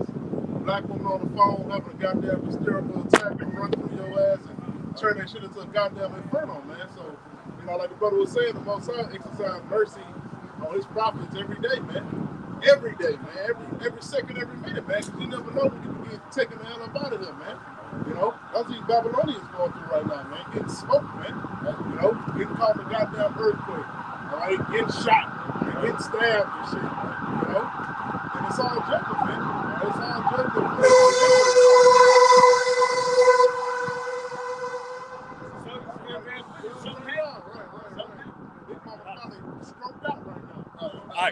That dude was standing in the middle of the street. He standing in the middle of the street. He almost got ran over. Like that was like. Right. That's these people in the world just standing around, don't know what the hell's going on, man. Until judgment hit your ass, man. Y'all like to say that the law is done away with. Okay, we can do what we want. All right, as long as we believe in Jesus Christ. Okay. Then you wonder why you can get put to death, man. Okay, because you're not following after the law statutes and commandments, man. All right, you ain't changed your ways. Okay, so Yahweh ain't got no covering for your ass, man.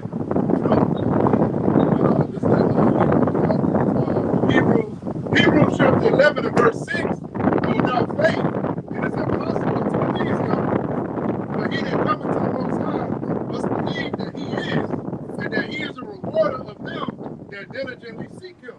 And so you have to believe that to come into this thing, man. That hey, he's gonna reward you, for diligently seeking him, man, for doing the work, for sacrificing, man, taking yourself from being in this world, man,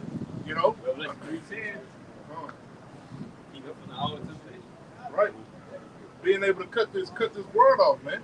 The Most High is gonna reward you for all of that, man.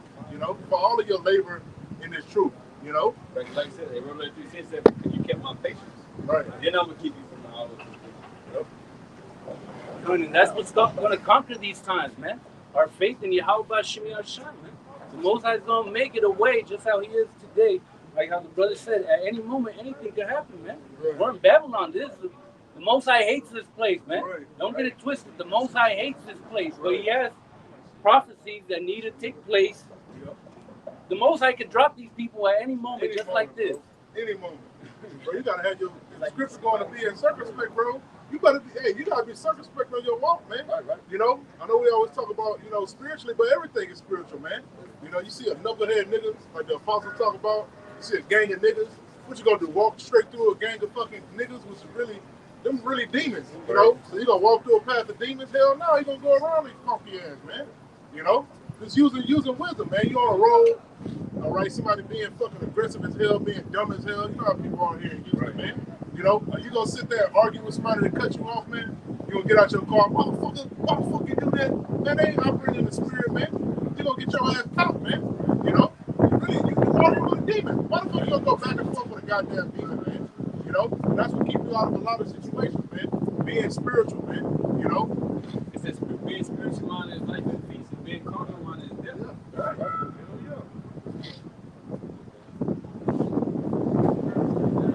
Hell You got that Revelation. This is Revelations chapter 3 and verse 10. Because thou hast kept the word of my patience, I will also keep thee from the hour of temptation, which shall come upon all the world to try them that dwell upon the earth. See, that's the spirit that we're supposed to be in, man, with that faith, man. This our faith in Yahweh Shem Yahushua is going to conquer these times, man. Yahweh said himself, how to say it? I'll read it again. Revelation chapter 3 and verse 10. Because thou hast kept the word of my patience, I will also keep thee from the hour of temptation. Right, you see, the hour of temptation going into the time in which we're coming into, with which this is a prophecy that's being fulfilled right now. It's not, 5, 6, 10 months later. It's gonna come. We see it now, man. Over there in Switzerland, that's how they roll, man. They got that, in them. That apocalypse stressing, man. They have that over there, man. Walking all over. You gotta bring the word down.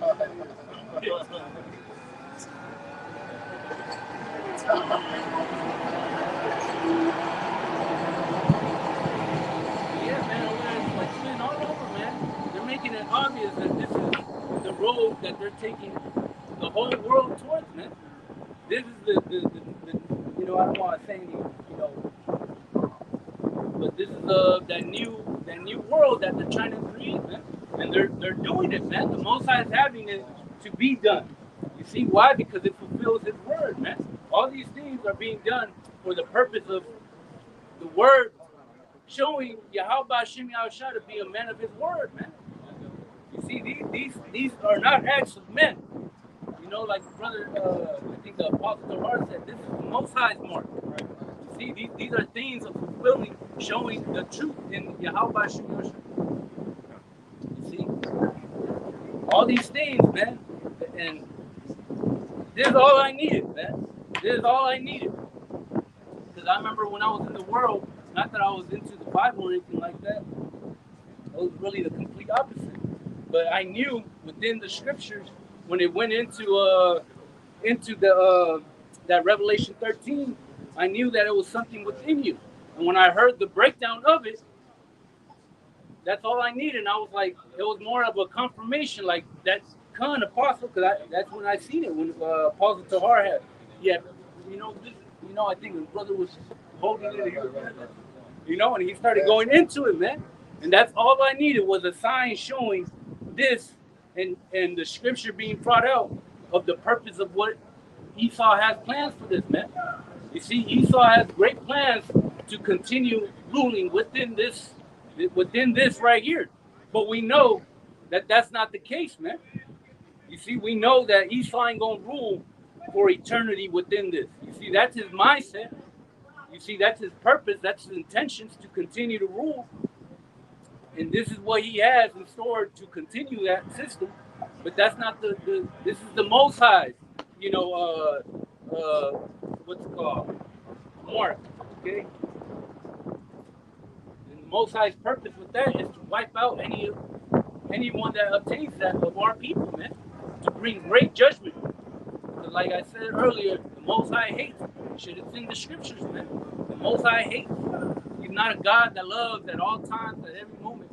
Most High hates, man, and he's going to show his hatred through great suffering and death, man.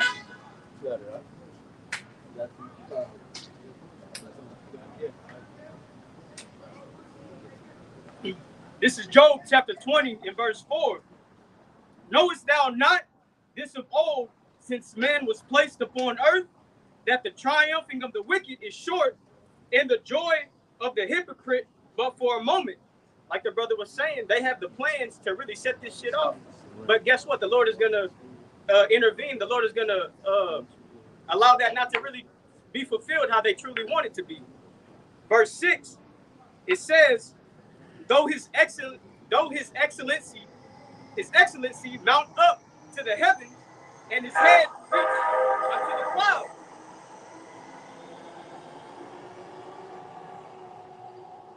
Because this is a proud man.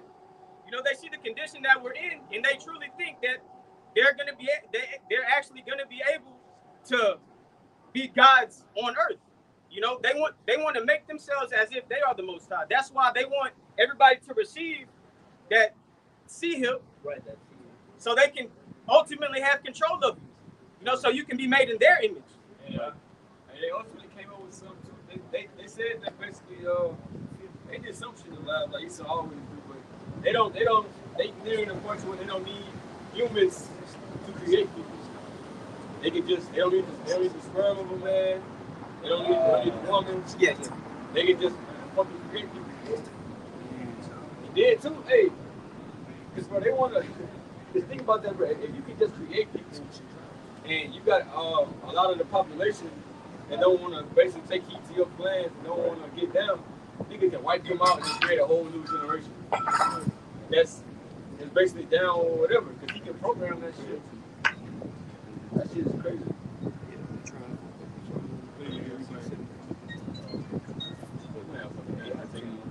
This is Job chapter 20 in verse 7. It says, yet he shall perish forever like his own dung. They which have seen him shall say, where is he? Right. That's it. You got I got verse Maccabees 2 and 62. The point is that 64 it says, fear not, then the words of a simple man, for his glory shall be dung and worm. That's it. Today he shall be lifted up, and tomorrow he shall not be found, because he is returned into his dust, and his thought has come to nothing. Yeah, you see all that Esau has, you know, is stored for his, you know, 2050, you know, 3,000, whatever bullshit number that he wants to throw out. What was that? His 2030 agenda. Right, his 2030 agenda. All that's gonna come to naught, man. All those, you know, his wicked plans are gonna end up being forgotten just right along with them, man.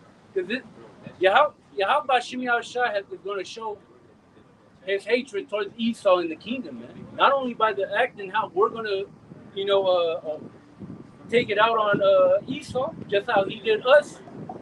You know, the scripture in Revelation goes into 18. Give her double, according to her, reward her double. Says.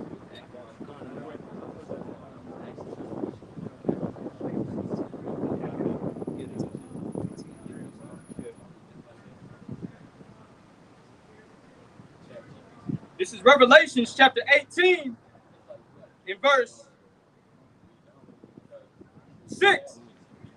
It says, reward her even as she rewarded you, and double unto her, double according to her works. That her is going into Esau, Edom, man. You see, because this is the chief nation in which took part in our downfall, and is still, you know, prospering in it, man. It says, in the cup which she had filled to her double. See, this is the Most High's intention, man. This is the Most High's hatred, and we're going to be blessed. There's a blessing unto us and a hatred towards Esau, man. And this is all being given to us by Yahweh Shemi Shai, man, to show. That's why the scriptures say, you know, there's nothing better to see the downfall of your enemy. Right. Now we're actually going to see this be manifest shortly, man. Right. And this is in the kingdom, okay? This is in the kingdom, how the spirit is in these times, in this world. Oh, God loves everybody. In God's kingdom, there's going to be great death, great suffering, great punishment, man. This is in the kingdom, in Yahweh Shem Yahshua's kingdom. This is how it's going to be, man. Showing you that you people and you Christians don't have no clue of the mindset of the Most High and His Son, man. Isaiah chapter 33 and 1, it says, "Woe unto thee that spoilest, and thou was not spoiled, and dealest treacherously, and they dealt not treacherously with thee." Talk about Esau. It says, yeah, come, because they're dealing treacherously with us, and we're not retaliating like that.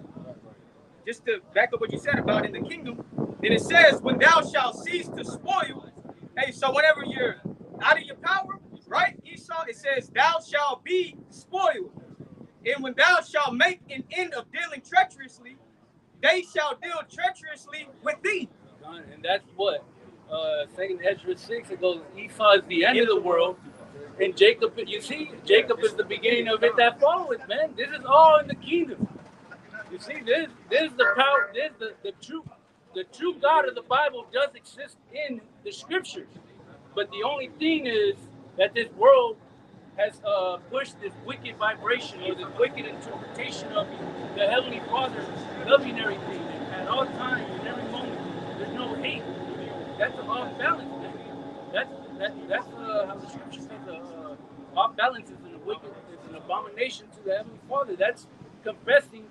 If God is all loving power, that's confessing that He's also an abomination, man. That's the off balance, man.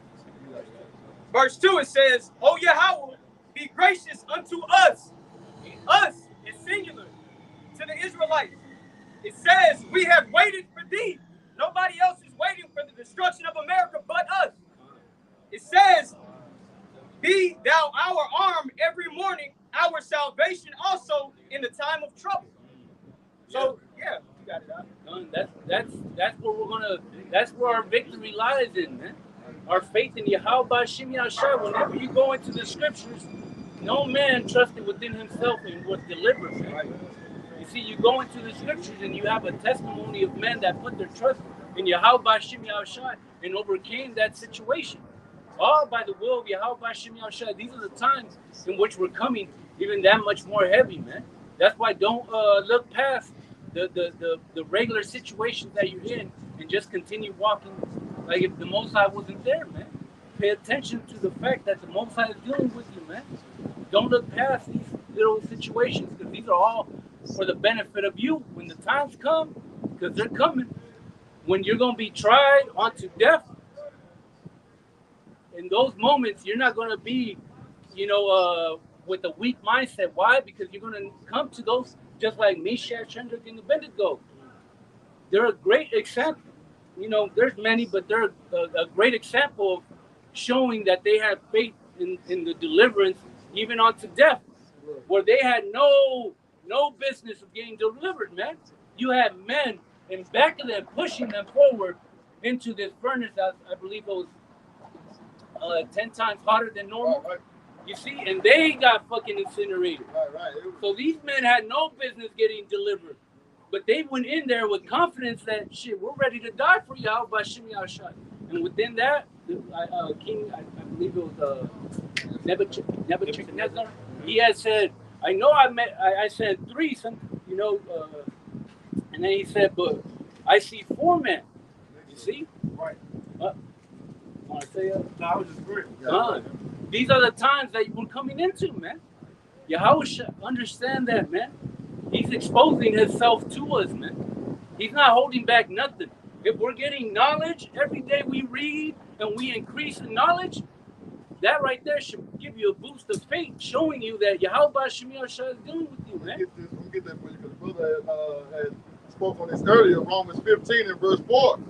But whatsoever things were written aforetime was written for our learning, that we through patience, suffering, okay, and the comfort of the scriptures might have hope. And another word for hope is faith, man. So what the brother told me, when we read these scriptures and we see our forefathers going through these trials and tribulations, they were delivered, that's for us to build our faith up. So we coming into these times. We're not just reading the scriptures as oh, it's a good counsel there. No, we have to believe in that, man. And believe we read these, and if they was delivered in the time of those days, calamities, you have to believe in that too, man. Because we've been going through some times like never before, like the scriptures say. We've been like Jeremiah 31 say, like never before, man. So we can't even imagine what we are going to face. But we have one thing gonna conquer that, and that's our faith, man.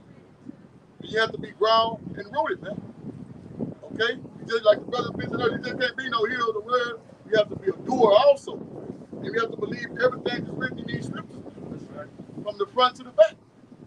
No, it's not gonna be no game, man. Right. And as the brother said, he mentioned Jeremiah, Isaiah, sustainability.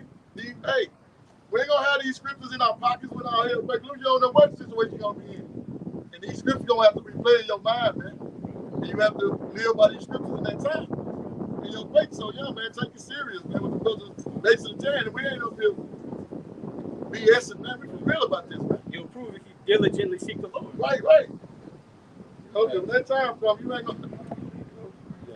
Sirach 2 and 10. Look at the generations of old and see, did ever any trust in the Lord and was confounded? Or did any abide in his fear and was forsaken?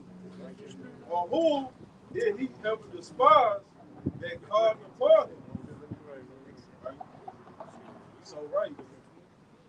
Those that have fear and trust in Yahweh Shah, you know, he's not going to forsake them. Right. You know, go in with the brothers, you know, bringing out the accounts of old, you know, just the men that have faith in the Lord, you know, they were taken care of. Because right here, because in this count, I'm going to read, certain brothers are going to face this, man. Revelation 2 and verse 10. For none of those things which thou shalt suffer. Behold, the devil, we know that's Esau Edom today, right. You know, shall cast some of you into prison, that ye may be tried, and ye shall have tribulation 10 days. But here's the point. But be thou faithful unto death, because some brothers are going to see that, man. That's why we say there ain't no game up here, man. This is for real. But in that 10 days, okay, ain't exact like 10 days. Right. That's just a time period that you're going to be in these situations. Right. Man. You see, in those situations, like the brother had mentioned earlier, you had spoke on it, Shema. You had have mentioned that the most, you know, Esau might have you in this right here, and have your family, and do whatever to your family, but at the same time, you know, I was thinking about this earlier this week as well, man. Shit, you have to believe within yourself that even if you get taken, Yahweh Shimi Shai is going to take care of your seed, man, and your woman, you know, whatever children you got, he's going to take care of them. And trust that Yahweh Shimi Shai, that death that you made, you know, or that you took part in, is going to cover, just like how Yahweh Shai, he gave his life for us. We have to have faith that your death has meaning, man. It's not just in vain, man. You see that protection continues to live within your own seed, man. Hey, because you can want to do whatever and protect your family, so that, but you can't care for your family more than the Most High can care for them. Right? The Most High can do way more for them than you can do. So. Right. So we finish this here. You done? He said, "Be thou faithful unto death, and I will give thee a crown of life, man." And that's what we all fight for, man. Right. You know, the kingdom of heaven and literally a crown from the hands of the heavenly Father. I mean, for Yahweh Shai, man. Right. You know, he faithful to death, and like the brother had made a beautiful video. And not only that, the angels, man, which is one of Michael the archangel is going to come and deliver some of the elect out and they tribulations and troubles. Yeah. And you have to believe that, man. Right. You have to actually believe that, and that comes with faith, man. You know? I got one. Hey, I'm like, but a Sirach. Hey, Ak, you still got the Sirach 2 and 10? Can you read it real quick, Baba Kushak? Because that was asking questions. Right. Have ever any trust in the Lord? It was asking. Right. Asking. Right. Well, I want to get a precept because it's going to answer. You got to go out. Sirach 2, verse 10. Look at the generations of old and see, did ever any trust in the Lord and was confounded? or did any abide in his fear and was forsaken? There's a question mark after them two, right? Right. Or whom did he ever despise that called upon him? It's asking, because then it says, look at the generations of old. Do any brother out here got a time machine? Right. No. How you look at the generations of old? You read it. Go back and read it. And once you see like that, the Lord always came through. It's a question mark. So again, when we get in that situation, it's the same God. He ain't get old. He ain't lose no strength. He ain't forget how to do certain miracles. We ain't even see everything he can do. Right. So the point is, when we get in our time, what should stop the Lord from coming through for us? Right. I'm gonna get this real quick. This First Maccabees 2. Now the point is 61. I'm gonna start up on what Shemaiah want to have, but the point is 61. It says, verse 50.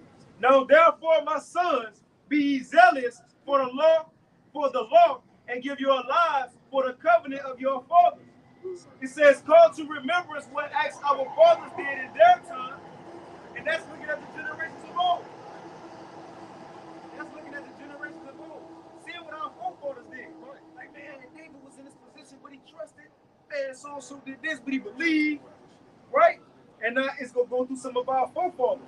It says, was not Abraham found faithful in temptation, and it was imputed unto him for righteousness?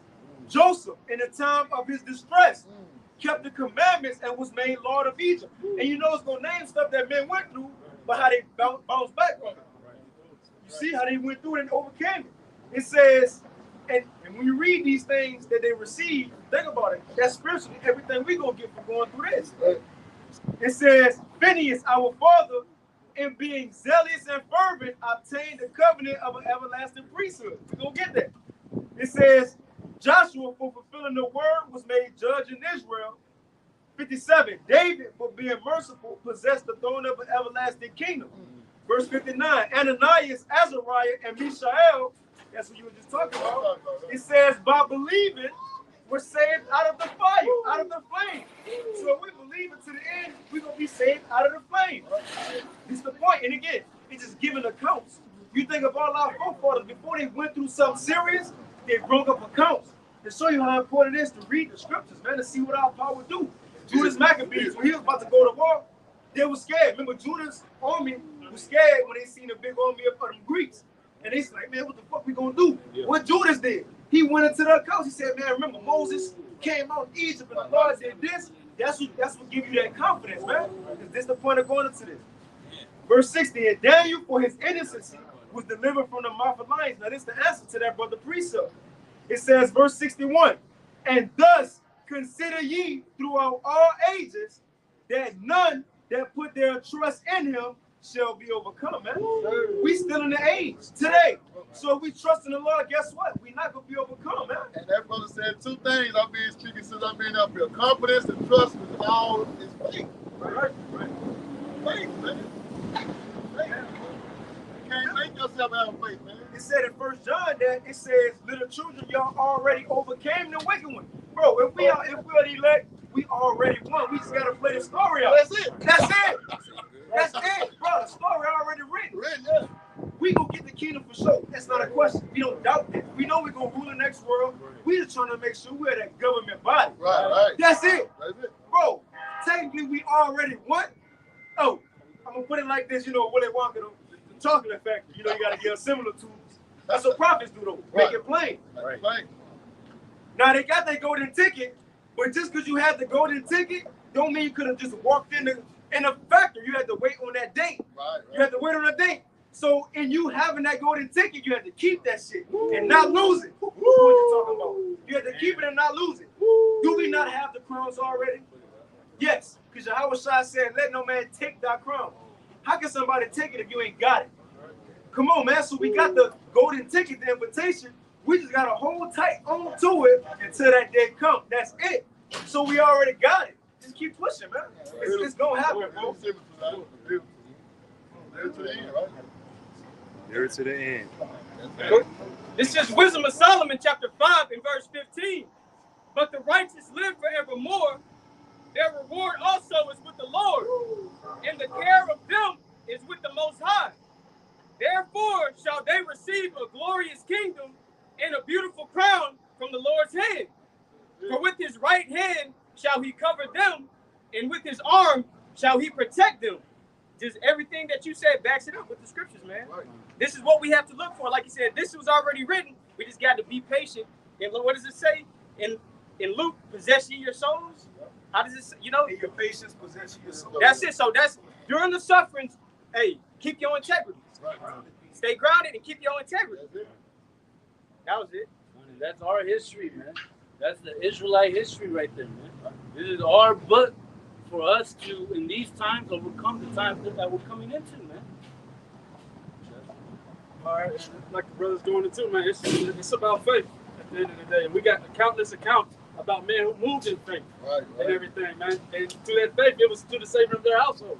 Because at the end of the day, you got to be set and grounded inside whatever the Lord has in store for you in your household. That's what He's going to do, man. So if He wants to save and deliver your household, what He tells you to do is what you need to do, and He's going to sort it all out at the end and everything. So this is Hebrews 11:7.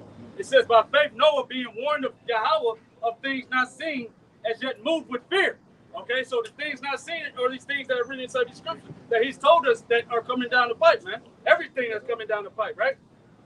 And He says, prepared an ark to the saving of His house. Okay, and that's what we're doing right now. Doing these works, man, out here making ourselves a living sacrifice, making sure our calling and election is sure, man. Putting on as the elect, being brotherly as well. All right, operating in faith, man. All right, and love at the end of the day. But it says, prepared an ark to the saving of His house, by which He condemned the world and became heir of righteousness, which is by faith, man. So we became heir of this righteousness, heir of being a part of that rulership that's coming to us, man. He was able to save His household by being obedient to what's written inside these scriptures and operating in faith, man. And just to add, you know, we read about Noah building the ark. Building that ark took time. It's suffering. You know, that's just like today, walking in this truth. You suffer, but you got to keep fucking building, man. Right. Because like the brother said, you can save yourself and your household too, man. That's right. And think about it, when Noah was doing it, bro, people was talking shit. Yeah. Walking by, it was in his head. He didn't let it get to him, bro. That fear is more important. The fear of the Lord is more important. Hey, Salaki. Hey, like I was talking about earlier, people don't know what they're looking at. When they saw Noah building the ark, it never rained or flooded or nothing like that. They don't even know what they're looking at. He's like, thunderstorm yet. yeah. It never happened. You know, You know the Lord dramatic and shit. You know, Noah probably still hidden. You know, well, it was done at that time because he was in the 7 days already. But the point is, as he was building it, people were scoffing, talking shit. But they ain't shake his faith, though. They ain't stop him. And bro, he was prophesying against the world. As the scriptures say, not just the city, but the world, Craig. You know? But no, bro, you have a multitude of people, even his own people, his cousins, and you know, man, know what the fuck? Talking shit, but that didn't stop him from building the same thing with us. Paul said, Apostle Paul in Romans 8, what shall separate us from the love of Mashiach? It shouldn't be that. We know this is the truth. Who can tell us it's not the truth? Who can tell us missiles not gonna hit America and fly one day? Who can tell us Yahweh not gonna come back on the chariot? Nobody should be able to tell us we not the Israelites. Right. America not Babylon the Great. Yes, it is. The so-called white man not Esau Edom. Yes, he is. Right. Yes, he is. If not, then tell us what it is. Right. Tell us how this world gonna end. Tell us how the Lord gonna come back. You ask a Christian, well, you said on a horse. Nobody got the answers but the prophets and the believers. Come on, man. Come on, man. Sure word of prophecy. Sure word of prophecy. We don't doubt it's gonna happen. It's gonna happen. It's sure. Come on, man. I just wanted to say, to speak on the behalf of Noah, shit, who's to say, just like in these times, how we get tried, we go through hell, we catch hell, tribulation. Who's to say Noah, as he was constructing the ark, didn't fall? You know, he was probably limping and all fucked up throughout probably a whole, month or whatever. Shit, the whole year, he was probably all fucked up. But how it said, through fear, he moved with fear, man. You see, that didn't stop him, the pain or the suffering. And the Most High, just like how he is now, because the Most High doesn't change, he was putting him through hell to try him, to see if he truly believed in what he was being shown, man. So he probably fell. He probably got a big ass. He got a cut. Right. He split his shit. Right. He got all fucked up. Who's to say, man? The scriptures don't speak, in behalf of that. But we know who we serve, man. Through the terror of the Lord, we persuade men. You see?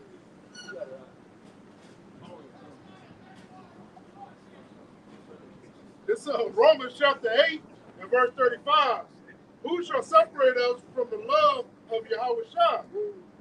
Shall tribulation or distress or persecution or famine or nakedness or peril?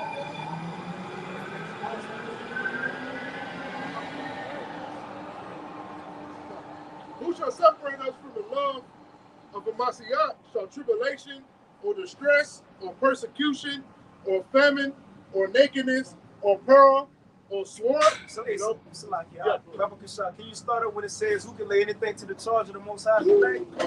Baba Kasha, you got to go. It's Romans chapter 8 and verse 33. Start at 31. This Romans chapter 8 and verse 31. What shall we then say to these things? If the Most High be for us, who can be against us? He that spared not his own son, but delivered him up for us all. How shall we not with him also freely give us all things? Who shall lay anything to the charge of the Most High's elect? It is the Most High that justifieth. Who is he that condemneth? It is a Mashiach that died, yea, rather, that is risen again, who is even at the right hand of the Most High power, who also maketh intercession for us. Who shall separate us from the love of a Mashiach? Shall tribulation or distress or persecution or famine or nakedness or peril or sword? You know, and that's what's to come to the earth, man. Right. You know, the peril, the sword, all right, famine, right. You know, persecution to the prophets, man. You know, so you got to be able to endure that, man. You know, you have to be able to take the load, man. You know, when the famine comes, you can't. Oh man, I don't know about this Israelite thing, man. You know, damn, the 2/3 they eat. You know, they took that mark, man. They good. Right. You know. Maybe I should go to the other side. Okay. Well, shit, you're going to die along with the 2/3, man. Ultimately, that proves that you one of the elect, you know? Yeah, because those testing, all that sifting process isn't going to end, you know, once we get to that, you know, Jacob's trouble. That's when it's going to increase. That's when you want your faith to be able to endure those things, man. That's why don't look past the little situation that you go through and the Most High deliver you from them. You know, be that much more, gain more, that much more confidence. And within that, it's that, you know, give yourself more into that. You know, don't run from the sufferings, man. Understand that Yahweh Shem Yahushua is pleased with your endurance, man. It will reward you at the end. This is 1 Peter 4:12. Beloved, think it not strange concerning the fiery trial, which is to try you. Right. As though some strange thing happened unto you. Right. You see it, you know, we're likened unto gold, and fire is used to cleanse that piece of gold from all the impurities, man. And you have to understand that how it said, thinking not strange concerning the fiery trials. This is the Most High's doing for the purpose of cleansing you to ultimately for us to be successful in salvation, man. You see, Yahweh Shem Yahushua is for us. He's never been against us when we come to please Yahweh Shem Yahushua. When we come to labor for Yahweh Shem Yahushua, we read of the testimony. All those men didn't go through those situations and overcame them because they just pleased Yahweh Shem Yahushua. You know, Enoch, he was, you know, it was said he walked with the Lord, something to that effect, and was not. You see, Enoch was a testimony of showing if you walk in Yahweh Shem Yahushua, you got the win right there, man. Right.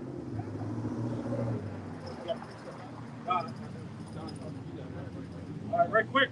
This is 2nd Ezra, going into what we're talking about, because the Lord has cared for his elect at the end of the day, right?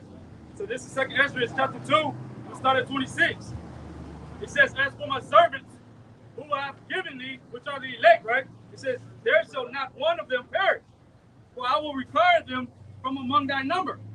It says, be not weary, but when the day of trouble and heaviness cometh, others shall weep and be sorrowful, but thou shalt be marry and have abundance, man. Right. All right. So in these times we're coming into those Jacob's trouble, man. Those times of people needing things and wanting things, man. Right. Hey, the servants of the Lord gonna eat, man. Right. The Lord's gonna take care of us, and that's what we've been going into. How He's building up His righteous man right now with that faith and that belief to be strong as a rock, man. And that strong man is gonna be a strong tower to whoever's getting in line at that day. Hey, I'll read the Romans again, brother. Come. We want to start it. Yeah, start it where you started, so it'll be broken down. It's Romans chapter 8 and verse 31. Go ahead. What shall we then say to these things? If the Most High be for us, who can be against us? Right, nobody. Nobody nowhere. Not Esau, not Thanos, nobody. Right. We have Yahweh Shai on our side. And if you have Yahweh Shai, you have Yahweh. As it tells you in 1 John, man. Go ahead, brother. He that spared not his own son, I said, I see that, brother. Go ahead,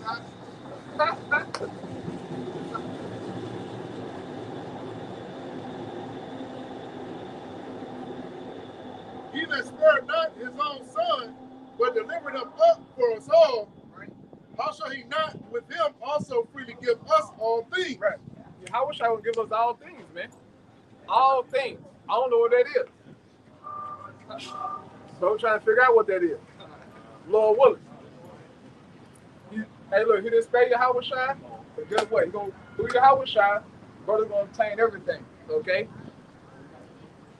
Everything that our heart desires, man. And something. Oh, bro, man, we finna be balling. Oh, yeah, we finna be balling, Jay. I can't wait. Go ahead, brother. Who shall lay anything to the charge of the Most High's elect? It is the Most High that justifies. Right. Who can lay anything to charge for the Most High's elect, man? Nobody. If the Most High say we clean, Right. then we clean, dog. Right. Now, granted, I'm just a man in the flesh. Right. Yes, I have faults. I fuck up. I fall 7 times. But it's not on me. I stand on Yahweh Shai, man. If you want to judge me through Yahweh Shai, man. You won't find no fault. Go ahead, brother. It's Ephesians chapter 1 and verse 4.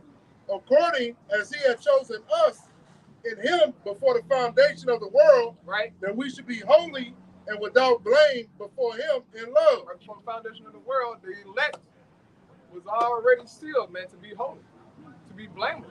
Okay? As it tells you, it said that the lamb was slain from the foundation of the world, man. So the elect is good. We're just fighting and hoping to be of that number, man.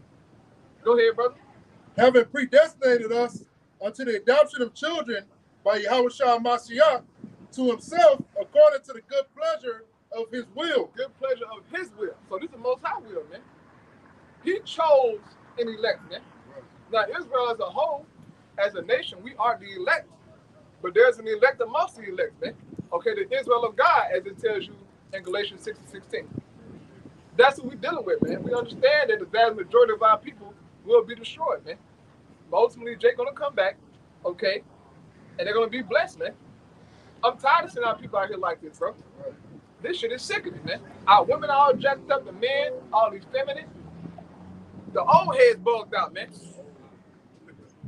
Right now, you got grown-ass old niggas, 47, getting ready to go to Camp Houston, to Poor Behavior, right? A Prospect Park. Yeah, dancing the young boys, going to fucking hookah, man. How can the young men look up to you as an example of manliness and holiness and righteousness if you standing beside them in the club doing that fucking Lil Uzi Vert dance, man? I just want to rock, tapping your fucking hip. Right, nigga 40. Full speed. These niggas on full speed. Yeah, full speed. Tapping this fucking hip side to side, man. This is where we at, brothers. This is why you got to take heed to these scriptures, man. Because if you don't, your mind will be in that shit, bro, making TikToks at 6 o'clock in the morning.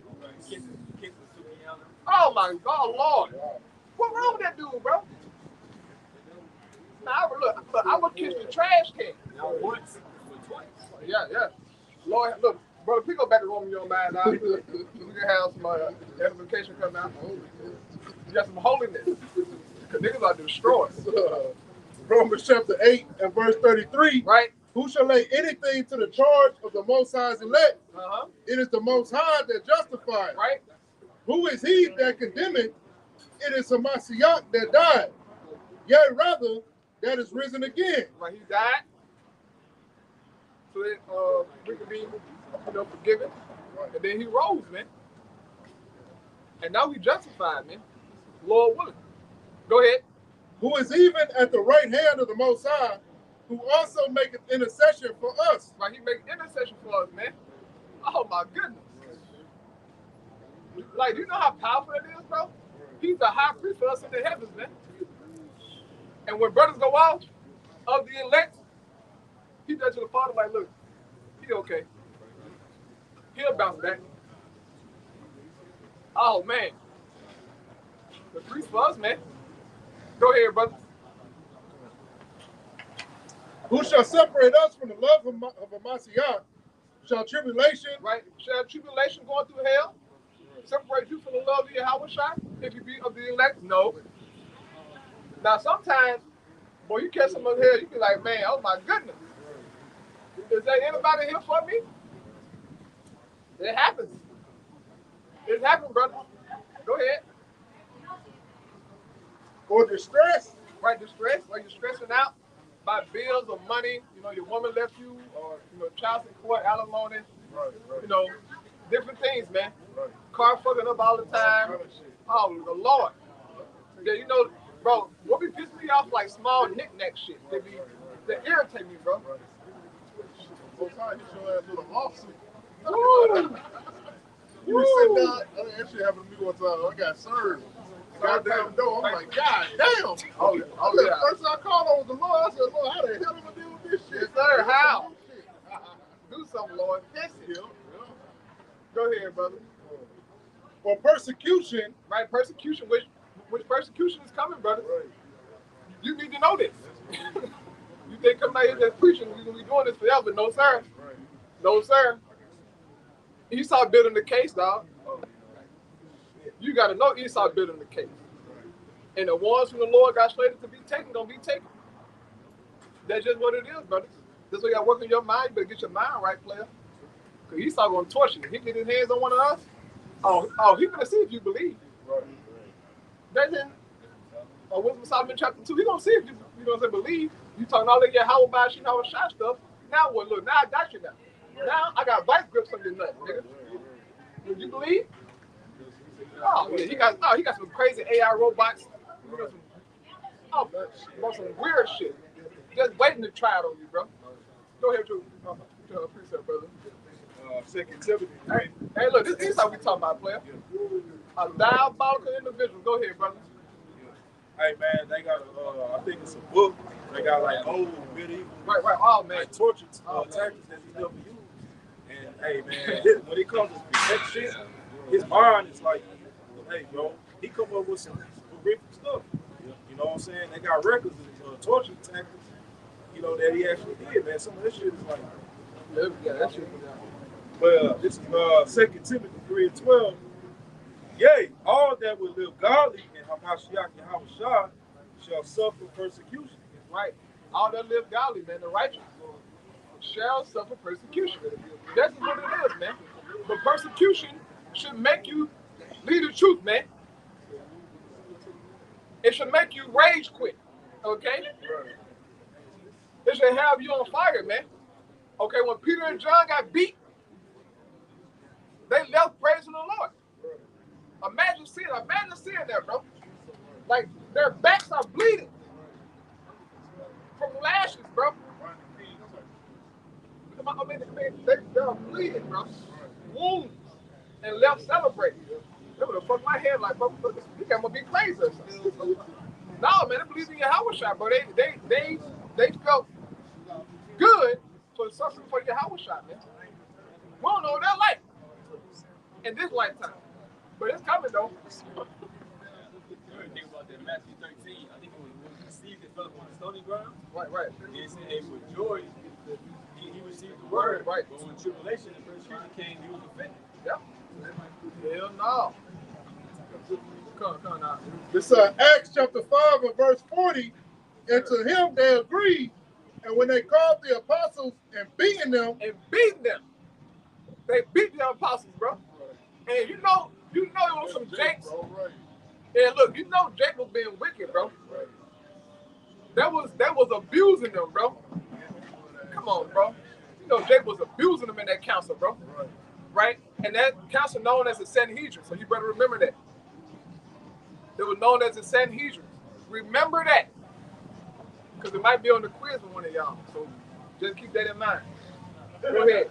And to him they agreed, and when they had called the apostles and beaten them, right, they commanded that they should not speak in the name of Yahushua. Yeah, y'all talking about the Yahushua stuff. They didn't want to hear it. Go ahead, brother.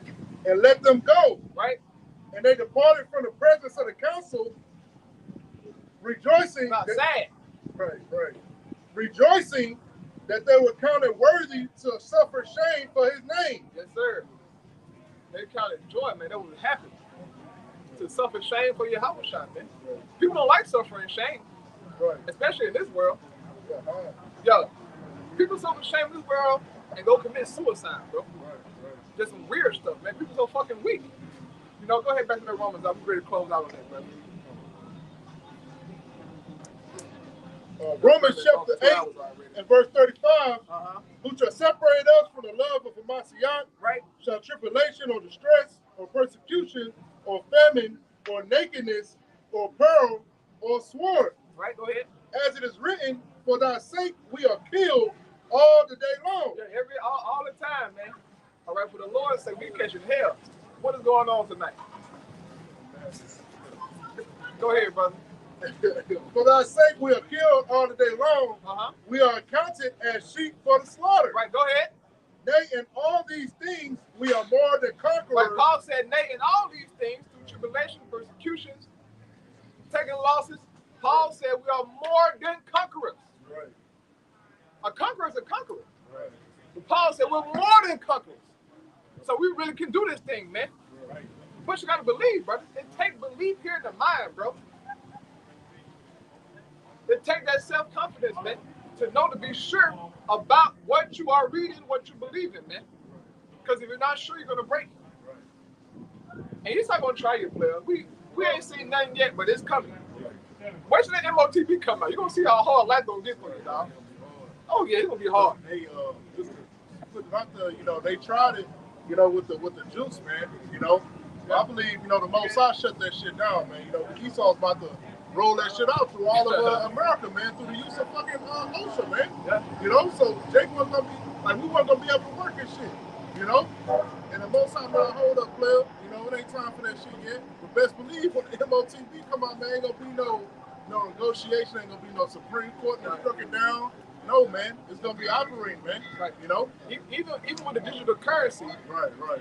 Esau gonna have certain regulations. With them CBDC currency, you better believe it. Like in China, bro. Just look at China. It's real over there in China, bro.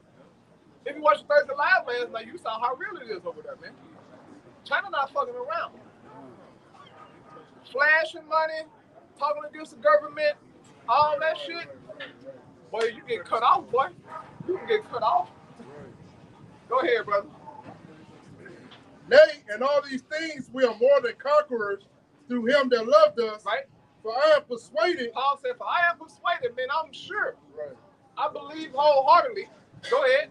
That neither death, death, nor life, nor angels, nor principalities, nor powers, nor things present, nor things to come. Nor things present that you're going through right now. Right. Nor things to come down the pipe, player.